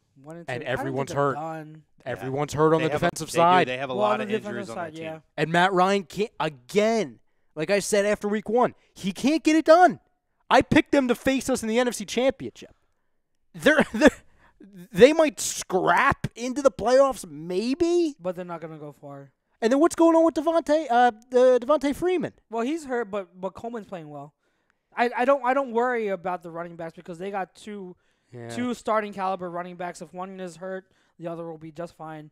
But on the good side for them, Calvin Ridley's an absolute stud. We can't say that Matt Ryan can't get it done, though. I mean, the guy went out and got a loss. He went 26 for 35, 374 yards, and 5 touchdowns. I don't think it was his fault. That defense is going to be horrible. their downfall this year. I understand that. I think ultimately, and I said this in the offseason, ultimately the downfall of the Falcons, well, I mean, now you include the defense and the injuries, but the downfall of the Falcons is Steve Sarkisian.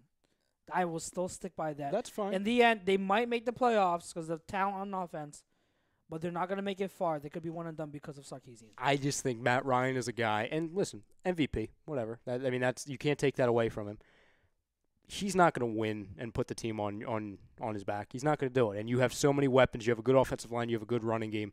And if the defense wasn't absolutely riddled with injuries, you'd have a great defense. They're two star defensive players. The best defensive players are gone. There's a serious problem, and it's a glaring. There's alarms that should be going off in Atlanta right now. When you look at the talent on that offense, and then you look at their red zone consistency, not just this year, because this year it's only the first 3 games. Go back to last year. That's a problem. That's why I said Sarkisian. Yeah.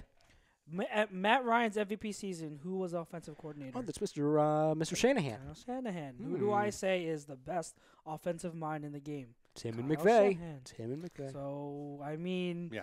There's coached the correlation. Up, right? Coached up. Coached up. Yep. You're talking about wide open people. Guys, Kyle Shanahan finds ways to get people open all the time, consistently. That's what Matt Ryan did. That's why he had an MVP season. Now, again, I'm not trashing him. Like, he's a good quarterback. He's like a top 10 quarterback, like around there. But no, he's not elite. You can't carry anyone. Sarkisian is going to be the reason because, like you said, the red zone efficiency is not there. Matt Ryan's a top 10 quarterback until the final 2 minutes in the game. All right. So moving on, Giants and Texans. Giants get their first win. And I wouldn't even like wouldn't even. Oh my God, their offensive line is still bad. They finally benched Eric Flowers, dear Lord, even though the guy that replaced him wasn't much better, but they still finally replaced him. J.J. Watt had like 3 sacks on his side. I think the reason why the Giants won that and the Texans lost is because the Texans' defensive game plan was just trash. Like they gave what is the formula for Eli Manning? Because of that bad offensive line. Stand still and pray. Well, I mean, like, what do they want to do? Quick passes, right? Quick, short passes? Yeah. Yeah. The Texans just gave it to them. They're like, okay, here, quick, short passes. Take it. Like, Eli Manning was like, okay, I will take quick, short passes. That's I don't know why. I forget who the defensive coordinator is or who's in charge of that defense, if it's Bill O'Brien or not, but that was just horrible game plan. The second half, they started to come back a little bit, but once they started going back to the same defensive shell, they forget that. So the real deal Chiefs, 38-27 over the 49ers. Huge loss for the 49ers with Jimmy GQ going down with an ACL tear. And obviously, Patrick Mahomes Just say his name, Chrome. Just say his name. Patrick Mahomes. Unbelievable what this kid is doing right now. He's unbelievable. What's that, 13 touchdowns in his first 3 games? He broke the franchise record. Yeah. Well, he had the record after 2, which was he was the first quarterback to ever throw 10 in his first 2 games and now 13 in his first 3 games. He broke the 3-game record. What's next? He going to break the 4? He might. It's going to be hard for him to do that because it's Monday night against Denver. In Denver. Yeah. So that's going to be tough. But Watch, he's going to do it. I definitely think Von Miller and Bradley Chubb and that defensive line is going to create a little bit more of a disturbance for him. He's going to have to be creative. It's not like their offensive line is anything to write home about. Well, stop stepping on my damn court, Charles. Stop telling him to get in my way. Your stupid shoes. Let me raise it here. Here's a jump rope. Oh, man. Like, that one touchdown where he ran, he was like, it was in the end zone, when they were in the red zone, and he was just kept spinning in circles? Spin, and then just Who did that remind you of? Carson Wentz. Which game? Redskins? Is that the Redskins game? Redskins, Monday Night Football. Mm-hmm. It was one of those games. Mm-hmm. Yeah. By the way, I know we're recapping games. For Denver, KC, I think it's going to be tough for Patrick Mahomes. It's going to be a breakout game for you-know-who. Just say his name, Chucks. We talked about him earlier. No, I don't know who you're talking about. Oh, yeah, you definitely don't know who I'm I talking about, huh? don't know who you're talking about. I think Chrome knows exactly what I'm talking about. Because with a K. On Denver or on Chiefs? On the Chiefs. Offense. Begins with a K. Kareem Hunt.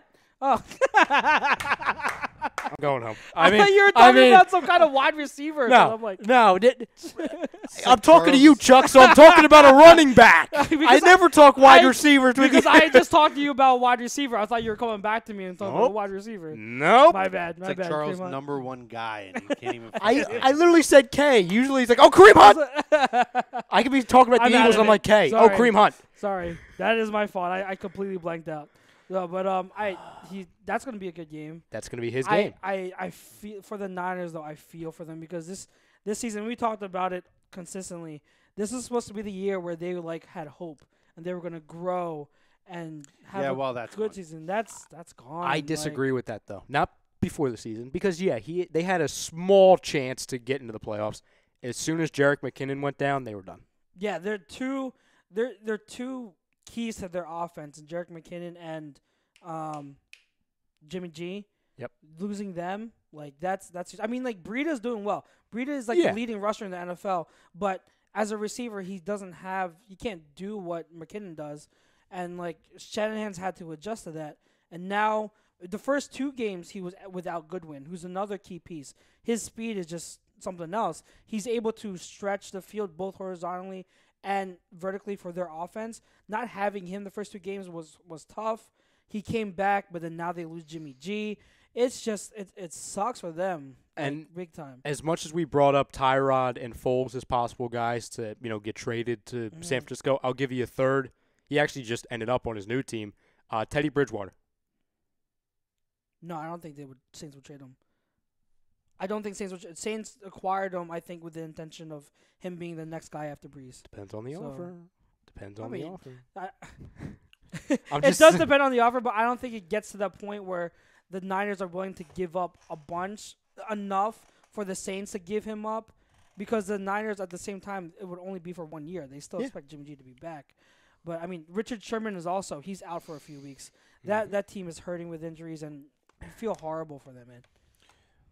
Miami 3-0 defeats the Raiders, who now fall to 0-3 under John Gruden.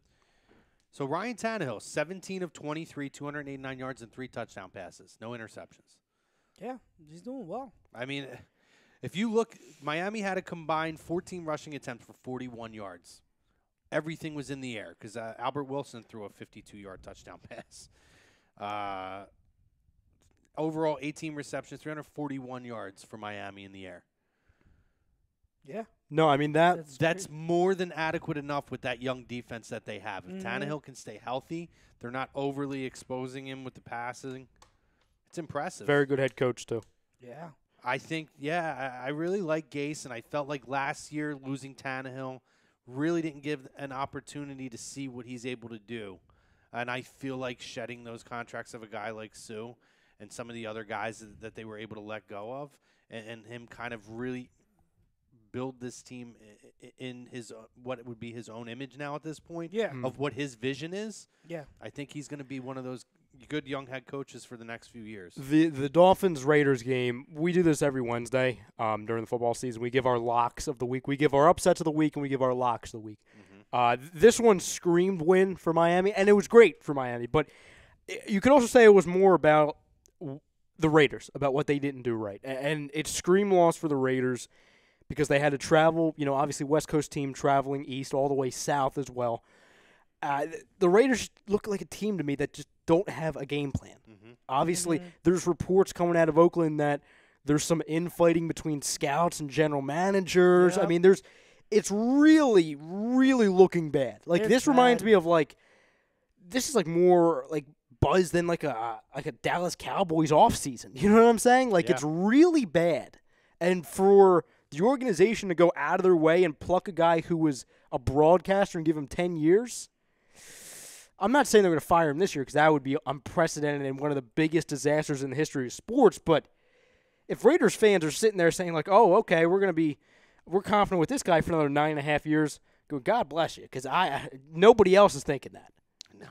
Yeah, Gruden has. It's sad. This is what we were afraid of when it came to Gruden, is that he would come back after years off from coaching and would be just too much old school. He wouldn't be caught up with the new modern NFL, and that's the case. He's using too many old practices and schemes, and they're outdated. They're so outdated, and they're in trouble. They paid this guy so much money, and they wouldn't even pay Khalil Mack. And then Gruden's out here saying, "Oh, we need a pass rusher." Just had one. That's where the conversation ends, boys. So, We're going to leave it I at was that. just- Exactly. Real quick. Yeah. And this guy, the reason why I bring him up, we haven't heard from him in a little bit, and he even says so. So SJM86 chimes in. It's been a little bit. SJ, He says, "Fam, what up? Long time no talk, homies. Good What's to up, hear brother? from you, SJM. Good to have you back." So I just want to say he's back in the chat. Good to Welcome have back, him. my friend. Yeah, we're happy to have you back. In the surprise of the week, the Buffalo Bills absolutely manhandled the Minnesota Vikings. No one. Good Lord, 17-0 at the end of the first half. If you had said you had called that win, I would smack you for lying. I got to say, there's been a lot of really surprise games this year. If you're doing a suicide pool, You're done. oh my God, so many people are wiped out of so many suicide pools that I've heard about. 90% of the country did the Vikings. They picked the Vikings. You know what I mean? It's insane. Well, I mean, I don't care that they beat Minnesota. I don't care either. Buffalo's the worst team in football. Yeah. I love that they beat Minnesota. Me too. It's great. That helps us so much. Oh, so much. And the best part is Minnesota is 1-1-1. They have that tie. Yep. That's going to be pivotal as you get down towards the end of the season and you start looking at playoff seeding. Yeah. That's going to really affect them big time. That was just crazy. Like I feel like Minnesota took this. I'm just speculating. They sat Dalvin Cook. I feel like they sat Dalvin Cook because they were like, he's a little banged up. Let's set him for a week because it's a cakewalk of a game. We don't need him. We'll have him ready for Thursday. Yep. When you do shit like that, like that's what gets you in trouble. They slept on him. Like they slept on the Bills and they weren't prepared. That defense got carved up. The offense got manhandled, just left and right. Like we haven't seen that kind of beating we haven't seen them take that kind of beating since us when we handed them that. It was that pretty. loss. It was bad. It was pretty bad. It was bad. And I will say, Josh Allen, he was impressive for what they had him do, but I don't want to hear that. Oh, he came out looking like an elite. There's no passes past 15 yards that he threw. Okay. Thank you. Like Thank athletically, you. he was great. That leap he had over the defender, awesome, and he ran really well. But don't tell me he's already an elite thrower when he's only throwing 15 yards and below. He's throwing to the flats, to crossing routes. So like, great. He had a good win for his first start, but I'm still not there on Josh Allen. People need to pump the brakes on him, please. Look deeper than just what the stats and the win column says, because there's nothing impressive to a point where you can say Josh Allen is the real deal yet. I can argue that if he doesn't lunge over that defender in mid-stride, people are kind of calm right now. They're like, oh, good game. But because of how crazy that play was, it's kind of like, oh, my God, he's here. He's arrived. God. Couple more games. I'm not going through every game. I'm just touching on a few of them here. Green Bay and the Redskins. Green Bay, another loss. This one was a shock to me. I would like to raise my hand and formally admit that I am scared to death of Adrian Peterson right now. I don't know if he's going to sustain it, though. That's the thing. That's my thing. I don't know if he's got fresh legs now, but I don't know how that's going to carry on throughout the rest of the season. When do we see them? So heavily relying on him right now to carry that offense. He's not that young guy, I don't think, that can do that throughout a 16-game season. I agree. When do we have to face them? Not for a little bit, right? Let's look.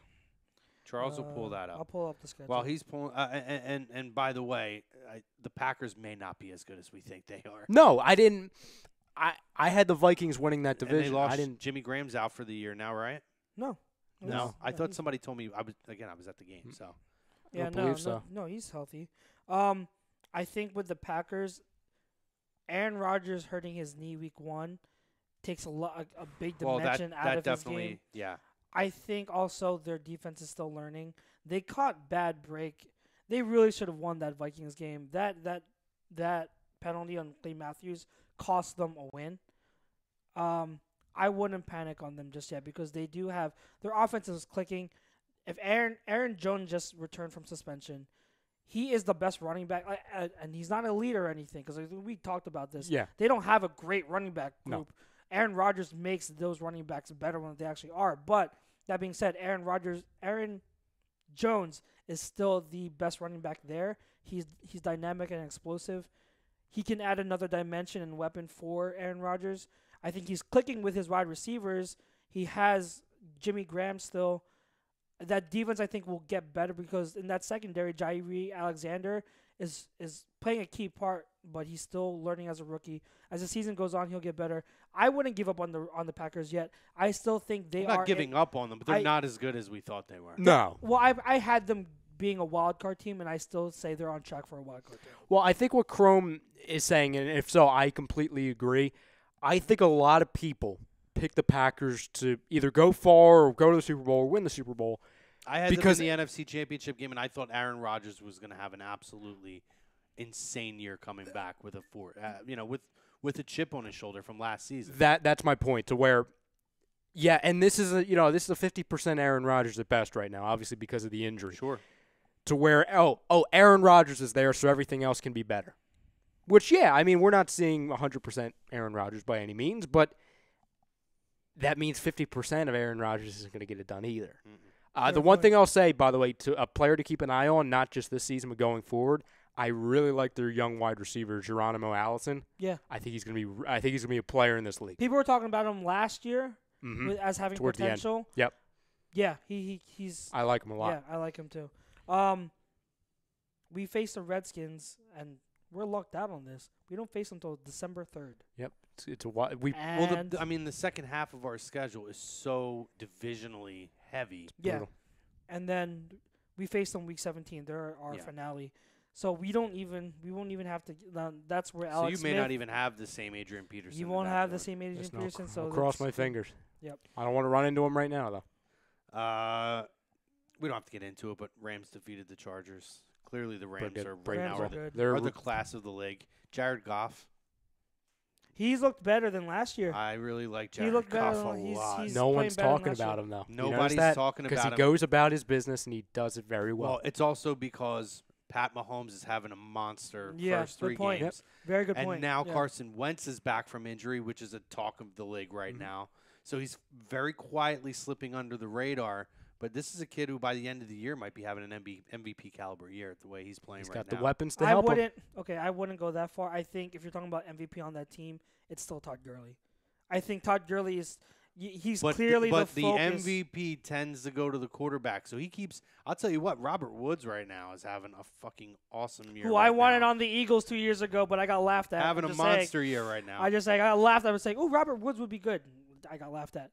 No, but I hear what you're saying, but it goes to the quarterback. But the thing is, if they're going to look at the Rams team, they're not going to go to Goff first. They're going to go through Gurley because it goes through Gurley. Right, but I also think that if you look around and you're seeing how the ball is distributed and all those wide receivers are putting up numbers, he's getting everybody and making everyone around him play at a high level and getting everyone involved. That's going to be very heavily considered. It's not just the Todd Gurley show. Everybody on that team is making major contributions at this point to where, Todd Gurley is making sure that they're keeping it down as far as the running game, but he's involving everybody else, and they're all having huge years right now. He is. But he's the guy who facilitates every play, including the handing off to the running back. Gurley is still the person there. He's the biggest. He's the main weapon, and if you watch the games, you can tell they run their offense through Gurley. They run, and then play action, and they facilitate that. And I think that's going to be a big factor because, Goff is doing great. He's improved from last year. He's hitting the open wide receivers at all levels of the field. I just don't think no matter what he does, it's going to be enough to overshadow Gurley. Because everyone knows Gurley is the guy in that offense. No, I think the thing that'll hurt him, though, is the season that Pat Mahomes is having right now. SJM, a lot of questions over here. So SJM says Marcus Peters is out for the year, correct? I don't believe he's out for the year. I just think weeks. 4 weeks. Akeem Talib is also out, though. Yeah, he's out. Not for long term, but for now, yes. Banged up. Let's see. SJM also says, my fellow Birds fam, we shouldn't be scared of anyone. We can give respect, but as a fan, I fear no one. Eagles are steadily improving and working out the kinks. Agreed. Todd Womack chimes in after that saying, and getting healthy. Says, can't wait to see Timmy Jernigan back. Seems like everyone forget. I keep remembering, oh, wait, Timmy Jernigan. We're going to get him back as well. Whenever that is. Yeah, I don't know. No one knows when that is. I don't think it's anytime soon. Yeah, it's still indefinite. I don't think it's anytime soon, which is I'm okay with it. Let's see. Philly 500 said Vikings may be desperate when they play us. Desperate for a win? 5? Oh, because what? They might lose this week? It's Vikings Rams on Thursday night. Yeah. Oh God, they might be desperate. They're going to be on tail. They might be 1-2-1 at that point, and really. Who's at home? I'm gonna check it. I think Rams. I think the Rams are at home. Spin zone of that. I take Rams. I always feared the desperate team, so that might not be good for us. For sure. I'll spin zone that into something negative. But also, Everson Griffin for the Vikings is out. Did you hear the news? I'll touch on the no huddle. You'll like this one. SJM says, bro, my suicide pool was 200 people. It's down to 4 right now, and I'm one of them. 3 weeks. Nice, SJM. Listen, dude, good luck to you. I hope you win it. He's down to the last 4. That's awesome. Is that payout? Do you get a payout if you're in the last Let us 4? know, SJM. Let us know. That's awesome. That is pretty good. That's crazy. Hell, at that point, depending on how much it is, you may just want to contact the other 4 and say, let's split the pot. Yeah. Cowboys lost again. Pretty sweet to see. 'Kay. They look like shit. I made a mistake. You want to know what that mistake is? Oh, What God. did you What make was the that? mistake? Fantasy, okay? What'd you So do? I had the Denver. I had the ultimate mistake in fantasy, okay? Didn't involve the Dallas defense because that was me. No, that's terrible. That's a really bad mistake. Well, In the ATD league? in the You A2. You still won. Listen, you still beat me. It was closer than it needed to be, Chucks. It would have been a much still better game made on me- Monday if I didn't have to be at the edge of my seat like, oh my God, 5 point, 5 point, 4 point, 5 point. He still beat me. Smoked him, Chrome. Smoked him. Blowout. It was uncomfortable. That's how good the freaking team is. I digress, though. No, I had the Denver defense for the first 2 weeks. Kind of lackluster, wasn't happy. I'm like, I got to make some changes. I have to make some changes. I looked, and I'm like, okay, Denver defense, probably their strength compared to their offense, because their offense freaking stinks. You We want know Dallas that. defense. Yes, correct. Dallas defense. Then I think, sure, they're going to Seattle, but the Seattle offensive line is awful, and they haven't been able to do anything. Well, lo and behold, they make all of these adjustments, and they make the Dallas defense makes the offensive line in Seattle look like ours from last year. I'm like, oh my God, Russell Wilson's not getting touched. We can't say that in the last 3 years. To be honest, I don't fully blame you because that logic is fine. I think the only thing is you got to consider the fact that in Seattle it's a different ball game, and Russell Wilson negates a lot of pass rush. Because remember when we played him, we went up there and we played him. We couldn't get a hand on him because he's so elusive. But I don't think it's that egregious of a mistake. And Well- you still won. So I'm cutting them. Let's cutting 'em. talk fantasy football mistakes. Oh, here we go. Okay. Okay. Luckily, this is my least paying league, so I'm not that concerned about it. I had Matt Ryan in until 12:58. Oh yeah, you. What? And I was in the crowd, and I bought into it, and I started Carson Wentz over him. They Oh, you were projected feeling this- it. They were projected to score. And and Charles will tell you I'm actually really good at fantasy football, and I never, ever think with my heart. I always think with my head. And I bought into it, and I was there, and the fucking things were shooting out, and Carson was, like, getting us all hyped, and I was like, I'm starting Carson Wentz now. And Who's he throwing wait, to? That's not even the end of it. Uh-huh. That's not even the end of it. Hold on. So he scored a whopping 12-point whatever points. 11.2 or something there. 50 points by Matt Ryan. That's one. Yeah. I started Tariq Cohen in one of my flex spots, who put up 9.8 points, whatever. It's under what he was projected to score. But I was going to start Calvin Ridley. And I don't know why I didn't. Oh no! But I went with Tariq Cohen. Oh, That's no. another 40.5 That's 90 points. You lost. on my Damn bench. you. Oh my And I wouldn't have God. started him because I have O.J. Howard. They're- But I also had Dallas Goedert on the bench as well for 20 points. That was only a 7-point difference. Didn't Yeah, OJ well, you wouldn't. You what did wouldn't. OJ But get? I left 90 points combined on the bench for a combined 22 points. So that's a 60 And I difference. lost. No, That's a 70-point 70 difference point almost. I 68, ended up yeah. losing by 23 points. I would have scored 200 points in this league this week if I started the guys Even I if wanted you- to even start. if you If just you started started, one I was of going to say, if If you I even started start one of of them. Oh man. Well, That's So This is why we don't play you the game. tell me about fantasy football I'm mistakes. after perfection. The the Cohen one, I really just I felt more comfortable with the Yeah. running back than the wide receiver. Who knew Calvin Ridley was going to have the monster game he did? But the Matt Ryan one, I knew it. I'd even text him. Yeah. I'm like, I'm not- he's indoors. I said Wentz. I'm like, they're projected to score the same, but he's indoors, and it's going to be really bad weather conditions, and we don't know who he's going to have to throw the football to. I know the common sense one is to start Matt Ryan. And then Carson came out, and he got me pumped up, and I'm like, this motherfucker's going to have a huge game. Boom. 7 touchdowns. Book it. I thought I'd get at least 3 touchdown You passes. While You we're know on what the, it was? It was you going to the game. If you had gone got to the adrenaline 8:14, flowing. it wouldn't have happened. It wasn't just that. At around 12:53, I accidentally opened up one of my apps, and there was an article that said it was one of those like fantasy football experts, and they kind of talked me into it also of like, don't be surprised if Carson has 300 yards and 3 touchdowns in this game. And I was like, okay. And then when he came out, I was like, oh, it's done. while we're on the Big, huge mistake. Listen, I it will happens. never What's think. your record? The last time I did that was the year that I played. This was I went with projections because I really didn't know what Was to it do. the Russell Wilson It was thing? the Russell Wilson. Yeah, I and I would told have you made Russell it. Wilson. I would have made it into the playoffs, and actually might have. I think I was going to win when I scored. I would have won a round or two. Yeah. I started Russell. I had Russell Wilson, and I benched him and played Eli. Eli was projected to score like 10 more points than him. It was a good matchup for the Giants, but they shit the bed that week. And then Russell Wilson, in a tough matchup, had a monster game, and I missed the playoffs. And that was like 3 years ago. That was the week I told you start your stud. You start your stud. And I went against And then it. you went against it. No, I remember that. Now, see.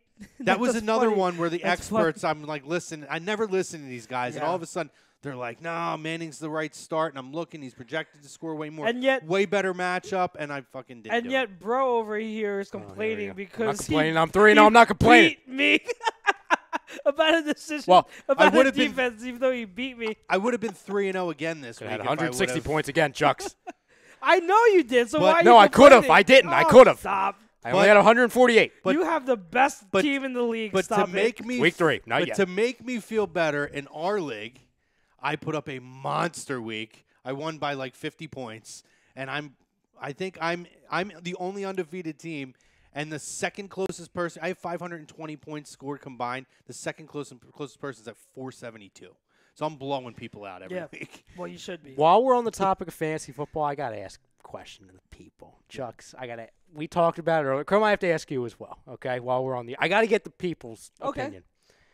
So we were on the topic in the Real Talk chat, which by I don't know why I'm looking at the camera. They can't see me. I'm looking at the camera right now, people. Believe me, I'm looking at you. I'll move my mouth and look at the camera. Yeah, do the and expressions. My hands are waving. I'll be like, I'll Yeah. like mime it. Yeah. In the Real Talk group on Facebook, again, which you should all be If you're in. not in it, get in it. It's awesome. Absolutely. It's a riot. Chuck's, Tommy Arnone, and I were talking about our fantasy football teams through week 3. And we were talking about Kareem Hunt, obviously Chuck's man. I have him, okay? And there was a proposed trade a few weeks ago From Jux. from Chuck's to Okay. get, and he knew I'm a McCaffrey guy. yeah, I am. he's a McCaffrey guy. Oh, I'm not. Go ahead. Well, He's You killing know us that. right now. We've talked. yeah, we've hunted. Yeah, we yeah. understand. Not a McCaffrey. You're a Trubisky guy. I'm a guy who's actually good. You know, it's But I would understandable. never. You know what I mean? It's understandable.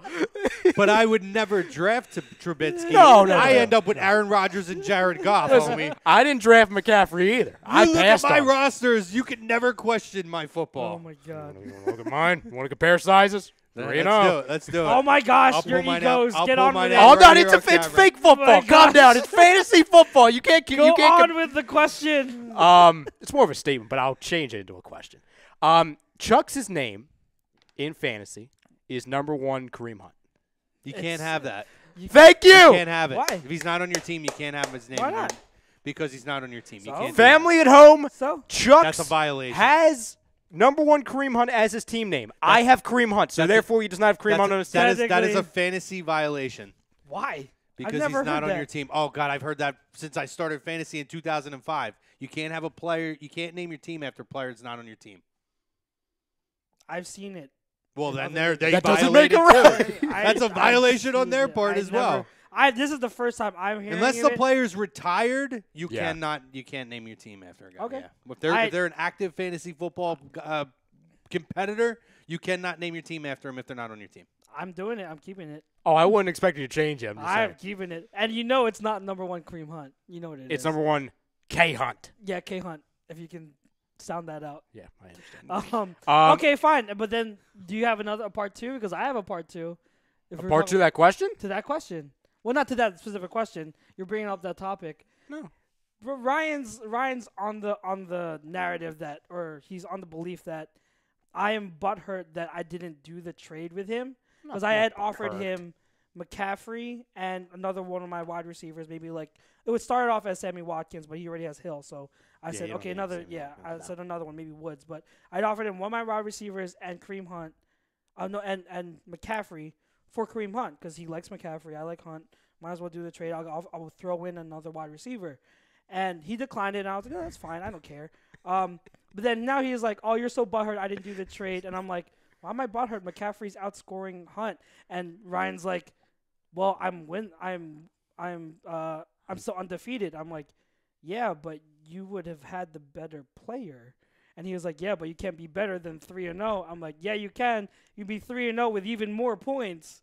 So he's Charles is right.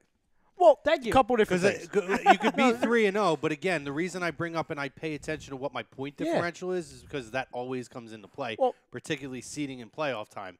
So absolutely, you have to factor in the point differential that No, you're going to have I'm not. every week. I'm not denying that. The only thing But I I'll would be more confident that Kareem Hunt will keep it up more. Well- we'll outscore McCaffrey by the end. The of only the thing year. That's me. I'll rebuttal on is number one. So Tom and Chucks were going back and forth, like because Oh, it was fun, yeah. Tom was like, "Oh, my team's the best." "Oh no, my team's the best," and I'm like, eh.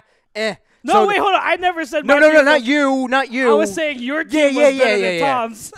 He was speaking for me, and I'm like, I'm staying out of this. I don't even know why anybody tagged me. So they were going back and forth.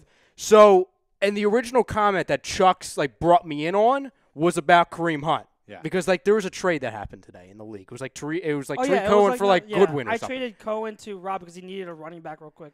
So he gave me Goodwin as a back. I was like, oh, the first trade. Yeah. Yay. So and so Tom and Chucks were going back and forth, and then Chucks brought me in and said, "Oh well, I had the opportunity to get Kareem for McCaffrey or something on that topic." Like that's what I opened forget, up the yeah. boat or whatever. yeah. So it kept going back to the Kareem Hunt thing. So I was poking at Chucks, being like, "Well, you know this conversation started because it's Kareem Hunt, right? Yeah. You know what I mean? That's my only point. No, listen, if I switched McCaffrey for Hunt, I'd be crazy right now. Yeah, you'd I would be off the crazy rails. because you would ask me after week 1 where I think he only put up like 11 or 12 points. McCaffrey put up like 16 or something. No, Kareem Hunt, first week he only had like 5 or something. It was something ridiculous. SJM It's has like- contributed to some of this conversation. Oh yeah. Shoot. First, he says, hold on. Yeah. So he says, Rams are as good as the Eagles at home. $50 entry into his suicide pool, first and second payout, 80% for the first place team, 20% second place. Well, how many people were in your league, SJM? Remind us how many people you said earlier, buddy. And then he says, debating if I should take the Rams, my suicide pool. I'm feeling it. He says, Chucks, that's an awful name. I love you, dude, but a violation, my dude. Change your name to Moss My Salad. I like that name. He says you could use retired names, and then he's dying laughing at our arguing and conversation.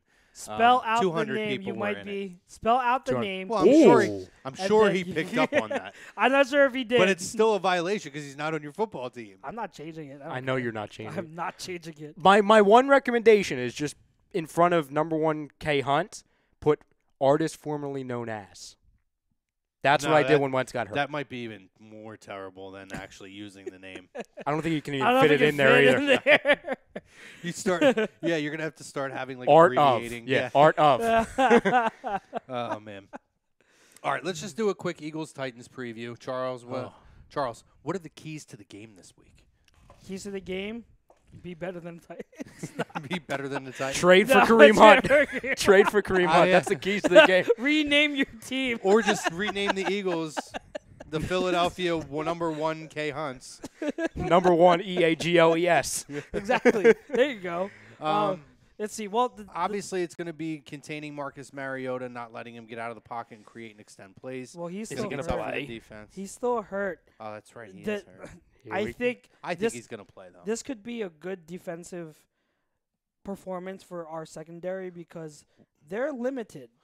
Different team on the road, though, the defense. No, that's what I'm saying. But that's my point. I know we're a different team Yeah. on the road, but this matchup, considering the circumstances, could benefit Could us favor us. because they're gonna try to run the ball all day. But we are, even if it's on the road, our run defense is still pretty good.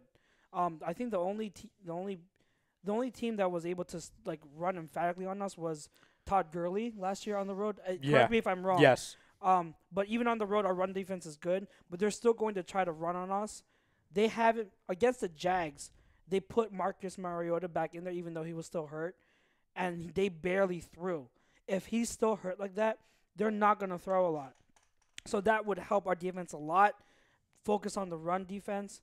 On the offensive side, they took away what they did against the Jags, and why they're able to beat the Jags is because they pretty much forced Blake Bortles to throw outside of his comfort zone, which is obviously you're good. Logically, that's what you want to do. Yeah. They made him not.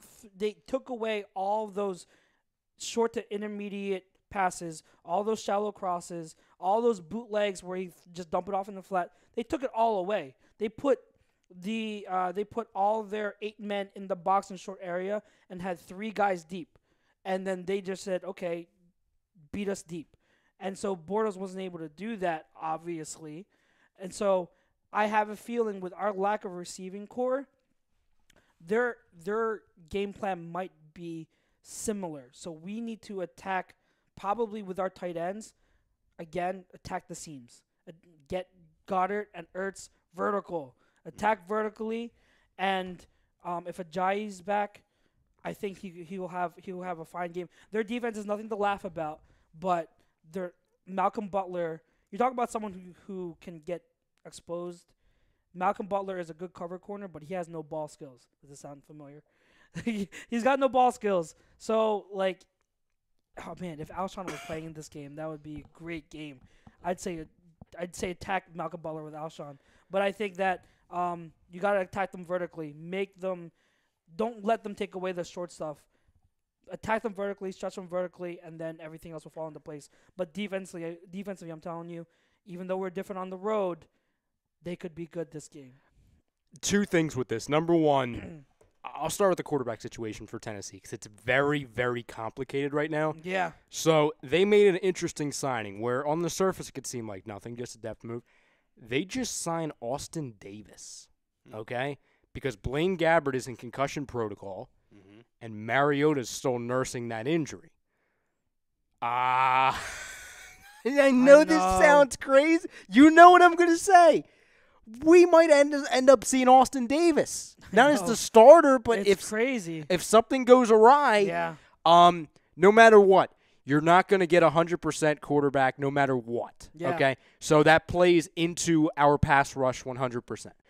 Second thing, when it comes down to their running game against our run defense, this is the one team that we've played in the last year that they're not going to abandon the run when we stop it because that's their thing. They have to, yeah. Because let's just talk about the things they don't have in their wide receiving core or just catching options, period. Obviously, Delaney Walker, out. Corey Davis has not played the way he should. He's kind of really done nothing so far. Rashard Matthews, really? You understand what I'm saying? Yeah. It's just one after the other, and that's on top of having a less than 100%, I could argue less than 75% quarterback. No matter if it's Mariota, Gabbert, if he's even able to play, and Austin Davis plays, and good God, this might be a 40 spot. I know. Offense for Eagles. First off, Doug had said that Ajayi and Sproles are expected to play, so that's number one. That's great. That's fantastic. Well, he said to correct that. That was premature because he did say that, but in the press conference, Doug Peterson had originally thought that he talking about practice. They're expected back at practice. They're still day-to-day for Sunday. Well, I thought I saw a report this morning that they were I mean, you're probably right. I read something this morning where they're very, very confident that they're going to play. But it's not official. It's not official. Okay, yeah, exactly. They're still day-to-day. It's looking they're trending in the right direction, especially for Ajayi, hopefully. But it's nothing official yet. Like his quote yesterday was misinterpreted. And then, 2, you get a second week Carson Wentz, who you can dust the rust off a little bit more. I don't think he's going to be fully Wentz yet. Like I said, I think you're not going to see that until the Giants game in a few weeks. But I think he's going to be a little bit better. I think the decision-making is going to be a little bit smoother.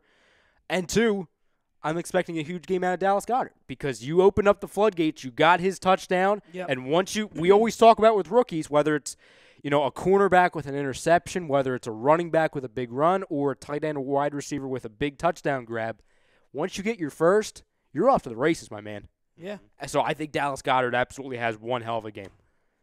Yeah, I'm so confident for this game, I'm actually worried. Yeah. Again, I think the game plan for the passing game is attack downfield. Get vertical. Yep. Good stuff. Yeah, I think we're going to win. Score predictions real quick. Anybody want to do score predictions? I don't know if I want to give a score prediction yet. I'll give mine during the other shows. Yeah, It's a little bit early. Let's hit no huddle quickly. Let's do it. Are you going to open it up with? Yeah, I mean, we need to open it up with Gritty. Go. The Philadelphia Flyers announced yesterday that they have a new mascot by the name of Gritty, who definitely looks like a reject from Sesame Street. But listen, he looks like the honeycomb commercial mascot. Do you remember that? Yeah. Oh, yeah. First of all, I haven't laughed so hard than I did when I watched the promo video. And then if you went, especially when it first came out and you read the kind of created backstories of people on the Facebook page, I was in tears laughing at work. But, I have to say, as the day, people were in, this uproar. Oh, my God, I can't believe the Flyers have this. It's such a disgrace. My favorite is the Ed Snyder's rolling in his grave comment, which I'm going to address that in a minute. I saw that on our thing. So many people commenting that, which is an absolute ridiculous comment. But for everything that people talked about, what a terrible thing, who in marketing, it became the most brilliant marketing decision you could ever see.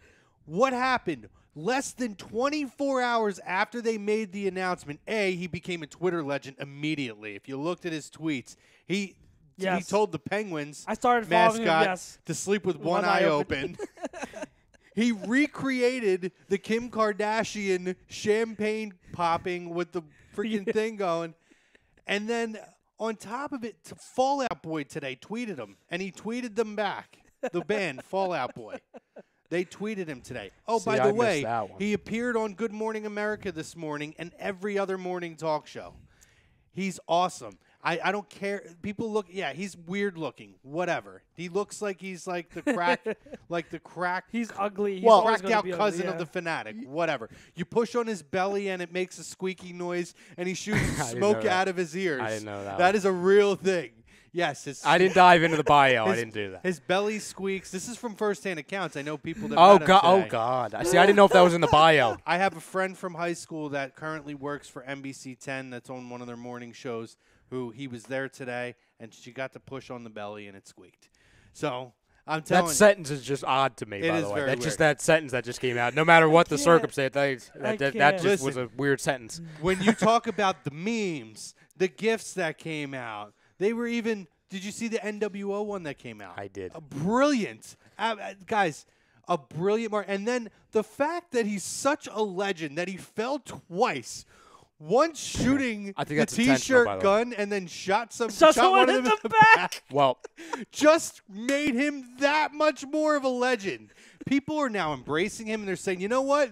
He is kind of Philly, and he's our guy. You don't have to like him. We like him.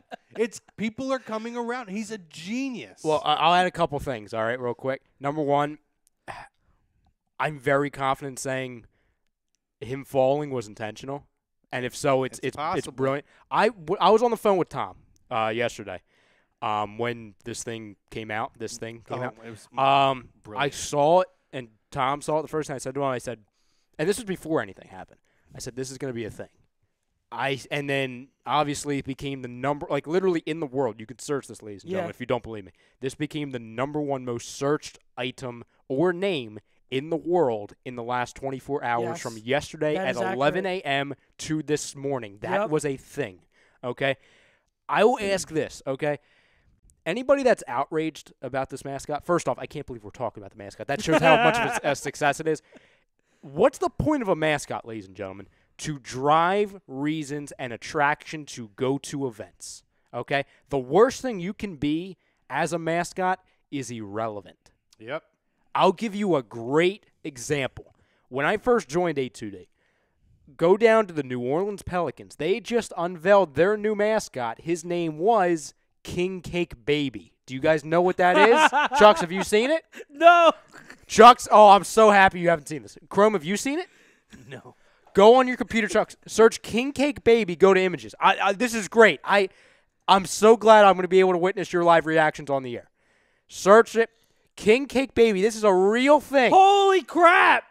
That is What the mascot that? for the New Orleans Pelicans, ladies and gentlemen. Anybody that's sitting at home right afterwards or pause this video, search it in another window. That's King horrifying. Cake Baby. You'll understand what I'm saying. That's legitimately horrifying. You know what that is? It's like an oversized porcelain doll. But you know what that is, Chrome? What? That's a storyline.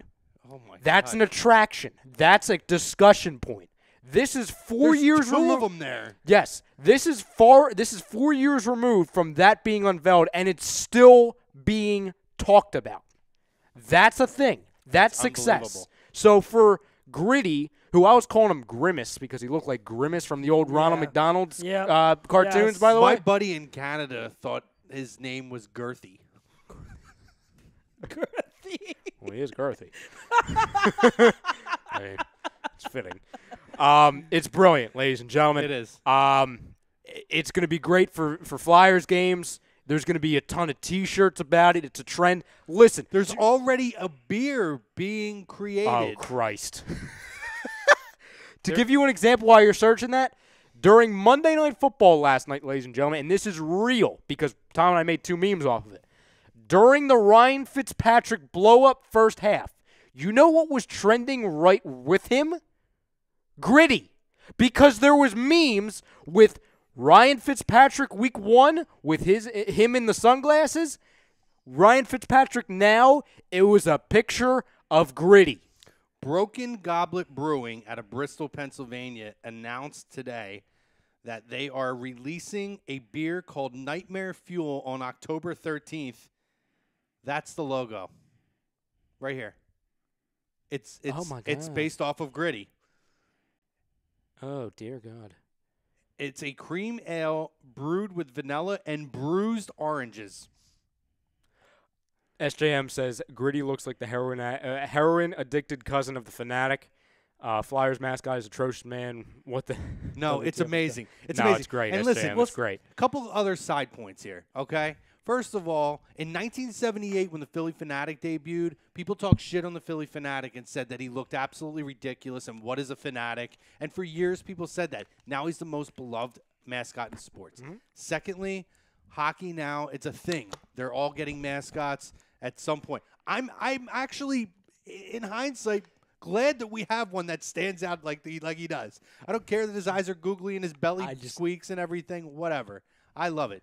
Thirdly, for the whole Ed Snyder to be rolling in his grave, couple quick points on that. Ed Snyder was at the helm when they allowed hip-hop, the steroid rabbit, which was the trampoline rabbit. which was a Trampoline rabbit, joke. yeah.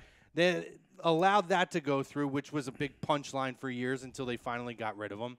Ed Snyder also was another P.T. Barnum. Now, I know he loved the Flyers, and that was his baby, but here's the thing with Ed Snyder. If Ed Snyder's rolling in his grave, there's 2 reasons.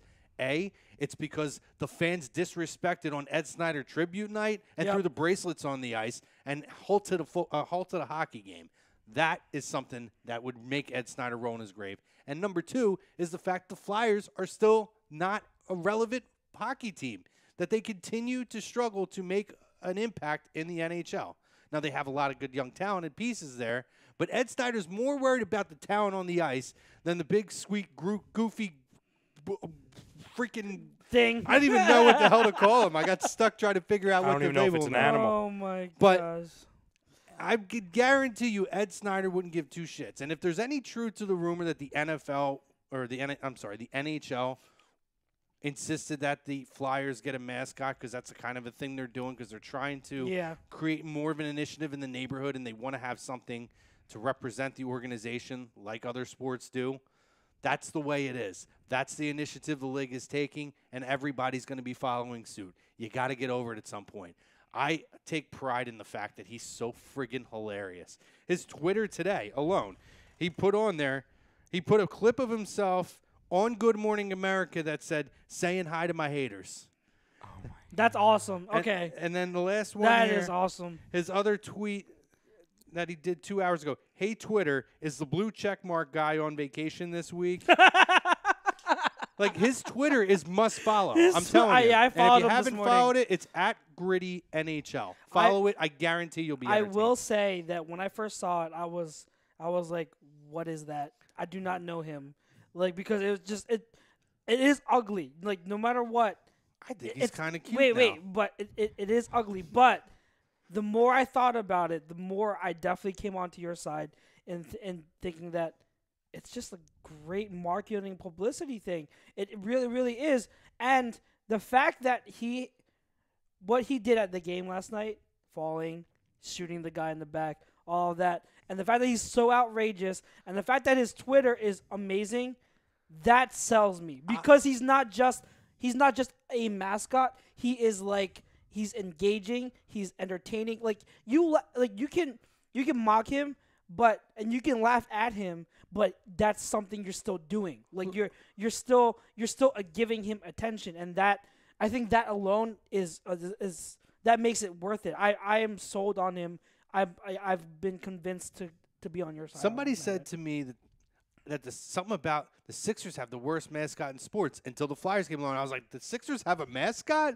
Like you said, Franklin. You're not even. I didn't even know they have a fucking mascot. Yeah. Yeah, he like- doesn't really do much. I love Franklin, but I appreciate him. But to me, I mean, it's brilliant, and you know what? He's going to be here to stay. People were saying there's no way he'll make it to the regular season. I guarantee you No, he will he's make it to staying. the regular season. He's staying.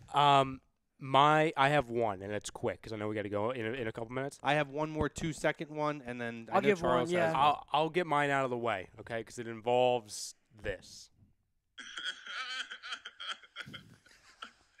You know what that is, Chucks? That's can tell you. Kawhi That's Kawhi Leonard's. Leonard's I laugh. can see, but That's Kawhi Leonard's laugh. what the hell is What? that? Exactly my point. Okay, so if anyone doesn't know the context of it, so NBA Media Days were all this weekend. The Toronto Raptors had it yesterday morning. So a reporter asked Kawhi, what would Toronto fans want to know about you? And first off, I didn't even play the part where he's like, I'm a really fun guy, and he has like just a stone cold face. And I'm like, no, I don't really get that vibe, Kawhi, that you're a really fun guy. And then he's like, well, I really, you got to ask more questions about me to know why. Like, he really didn't say why he's a fun guy. And then he's like, and then he cuts like a really weird joke. He's like, by the way, I don't even know where you're sitting at. And then he hits that laugh. What in the Kawhi Leonard's something else, man. I don't know. He might be one of those people like I call like Zuckerberg and Tom Brady, like lizard people. Like they're not real people. You know what I mean? Like I don't know if Kawhi's real. I don't know if somebody pressed a button like that was like, oh, he's supposed to laugh now. Somebody press a button, and then that was the laugh. I heard I heard about the laugh earlier too. And when I heard it, I was like, "That is a weird laugh." I've never heard anything like It it. was pretty funny. He sounded like he was in pain. His yeah, what the hell was that? But that's my no huddle. I digress. I have a few quick points. And they're just really good. They're not big like topic discussion stuff. The NFL did say that they're going to take a look and discuss yes. the glut of penalties, like roughing the passer penalties. It's been way higher than last year. And I think the injury to the Miami's defensive lineman was When a he big was trying to, eye-opener yeah. as well because he tried to avoid, and I think he tore his ACL, yeah, he right? tore his ACL. He's out for the year. Or was it his Achilles? Might have been his ACL. I don't Yeah, know. either way, it's a serious injury. Either Yeah. way, so I think that's a man. They have to do that. Hopefully things change because it's getting to the point where it's costing games. Found it very interesting that not long after Brady was quoted in a book that's coming out, that Brady had said that he considered a divorce from Belichick this past season because of Belichick's ways and everything. Gronk came out and said he was about to be traded to the Lions and he threatened to retire. Yep. Because he didn't want to separate from Brady. That's just not coincidence. Nope. It's not coincidence. I think we are looking toward the end of the dynasty. I'm not saying they're not going to be a winning team. I'm saying like perennial Super Bowl contenders like in the Right. Super Bowl all like year in year out. No, like I think we're looking at the end. Right. You want The only thing I'll say to that, I said it earlier before the season, they will not win a playoff game. I stand by that. that's what I. They will not predicted. win a playoff game. I predicted them to be I agree one and with done you in the too. playoffs. And then my last point, real quick. So, Andrea Kramer and Hannah Storm will be the first female duo to call a football game on Thursday night. It'll be on Amazon Prime. If you have Amazon Prime, you can tune in, and they will be calling the game. I know there was a lot of like people that hated the one lady who called the Thursday night, the Monday night game in Week 1 for ESPN. Yeah. I'm in the minority. I didn't mind her. I was just like, all right, that's fine. Like, I didn't think she was that egregious as everyone said, but that's just me. Andrea Kramer and Hannah Storm are two media people in ESPN that I don't mind. So I'm going to be tuning in. I'm going to be interested. If they do well, I'll watch the whole game on Amazon Prime. Mm-hmm. If they don't, I'll tune out and go to NFL Network again. But I just think it's interesting. And I cool. think people should at least give it a chance. Like, just because one woman didn't do as well as you wanted doesn't mean these two they're really good. So Yeah, announcers have never really, and it works both ways. It hasn't enticed me to watch games, and it hasn't kept me from watching games. Now, listen, guys, we watch games with Joe Buck and Troy Aikman all Troy the time, and Aikman. how Yeah. many people bitch. And listen, Chris Collinsworth. time to wrap your heads around this stuff, guys, because women are starting to become more prominent in sports. Yeah. Becky Hammon, who is a great basketball mind, has gotten consideration as a head coach in the NBA. So we Absolutely. need to start getting our minds Yeah. wrapped around the fact that this is going to open up a lot of doors for women, which I'm cool with. I have no problem with. It's SJM William Hayes, by the way, is who got hurt, and it was an Oh, ACL. SJM 86 says, I want some Rachel Nichols, my dudes. Yeah, my man. I Rachel like Nichols. me some Rachel Nichols. My last one, I just read it, which is why I wanted to pop it in. If anybody is an avid baseball goer or really just down to the sports complexes, they announced today that McFadden's at the ballpark is closing. You're kidding me. So as of now, these will be the last games at home that they'll host, and they'll stay open through at least October 7th. There's no definitive closing date. I'm sad, because for the last 10 years when I've gone to tailgate games, Yeah. we used to do 150 people tailgates. The party always went there. And I think a lot of it has to do with Xfinity, clearly. And I like Xfinity. I think it's cool. It's cool. It has its thing. But you get a lot of riffraff, too, that goes into Xfinity. And what I like is that having McFadden's there, and what I tended to go to McFadden's a lot is because there was space to move around. Yeah. And it was another place to kind of spread out the crowd. Or if you didn't want to be in there with a bunch of, and no offense if you're young, but as a 33-year-old man, I don't always want to be around a bunch of 21 and 22-year-olds or 18-year-olds that tailgated all day. Neither do I. And can't handle their booze. I call a lot of them amateur drinkers. It's cool. Do your thing. It's just that was an outlet after I got out of that phase to be able to then go somewhere else, still have a good time, listen to good music and drink. They had live music there a lot. And I've hung out with everybody from my friends to me and my dad would go there again. I met some of my best friends there. So it's a sad day, and I'm sad to hear that today that McFadden's at the ballpark is going to be closing. I'll be curious to see what they're going to do with it. But I heard. I mean, the first time I heard about that. That's Yeah, crazy. I I've been there maybe 100 times. That's crazy. Just popped up on my phone. So yeah, if you're a person who loves that place, this is especially during a baseball game. I think this weekend's your last opportunity to go check it out, try to get over there and do it, or at least get over there another point. So great show tonight, guys. Great conversation from the back. Fam, welcome back, SJM. We haven't talked to him in a while. Absolutely. Yeah. Good to have you, and he stuck with us a lot of that second half. We went a little long tonight. Chuck's good stuff. Ryan Brodo, great stuff. This week, you got The Fix tomorrow. We got AM and the PM, right, is tomorrow night? Correct. All right, Thursday, Lazy Booking and Hockey Happy Hour. Nothing Friday, nothing Saturday. Sunday, Agree to Disagree. Monday, In This Very Ring. And Sports Hounds, and we'll be back with you next week. So, until then, love you, fam. Have a great week. Fly, Eagles, fly. Let's get another W from Ginger Jesus.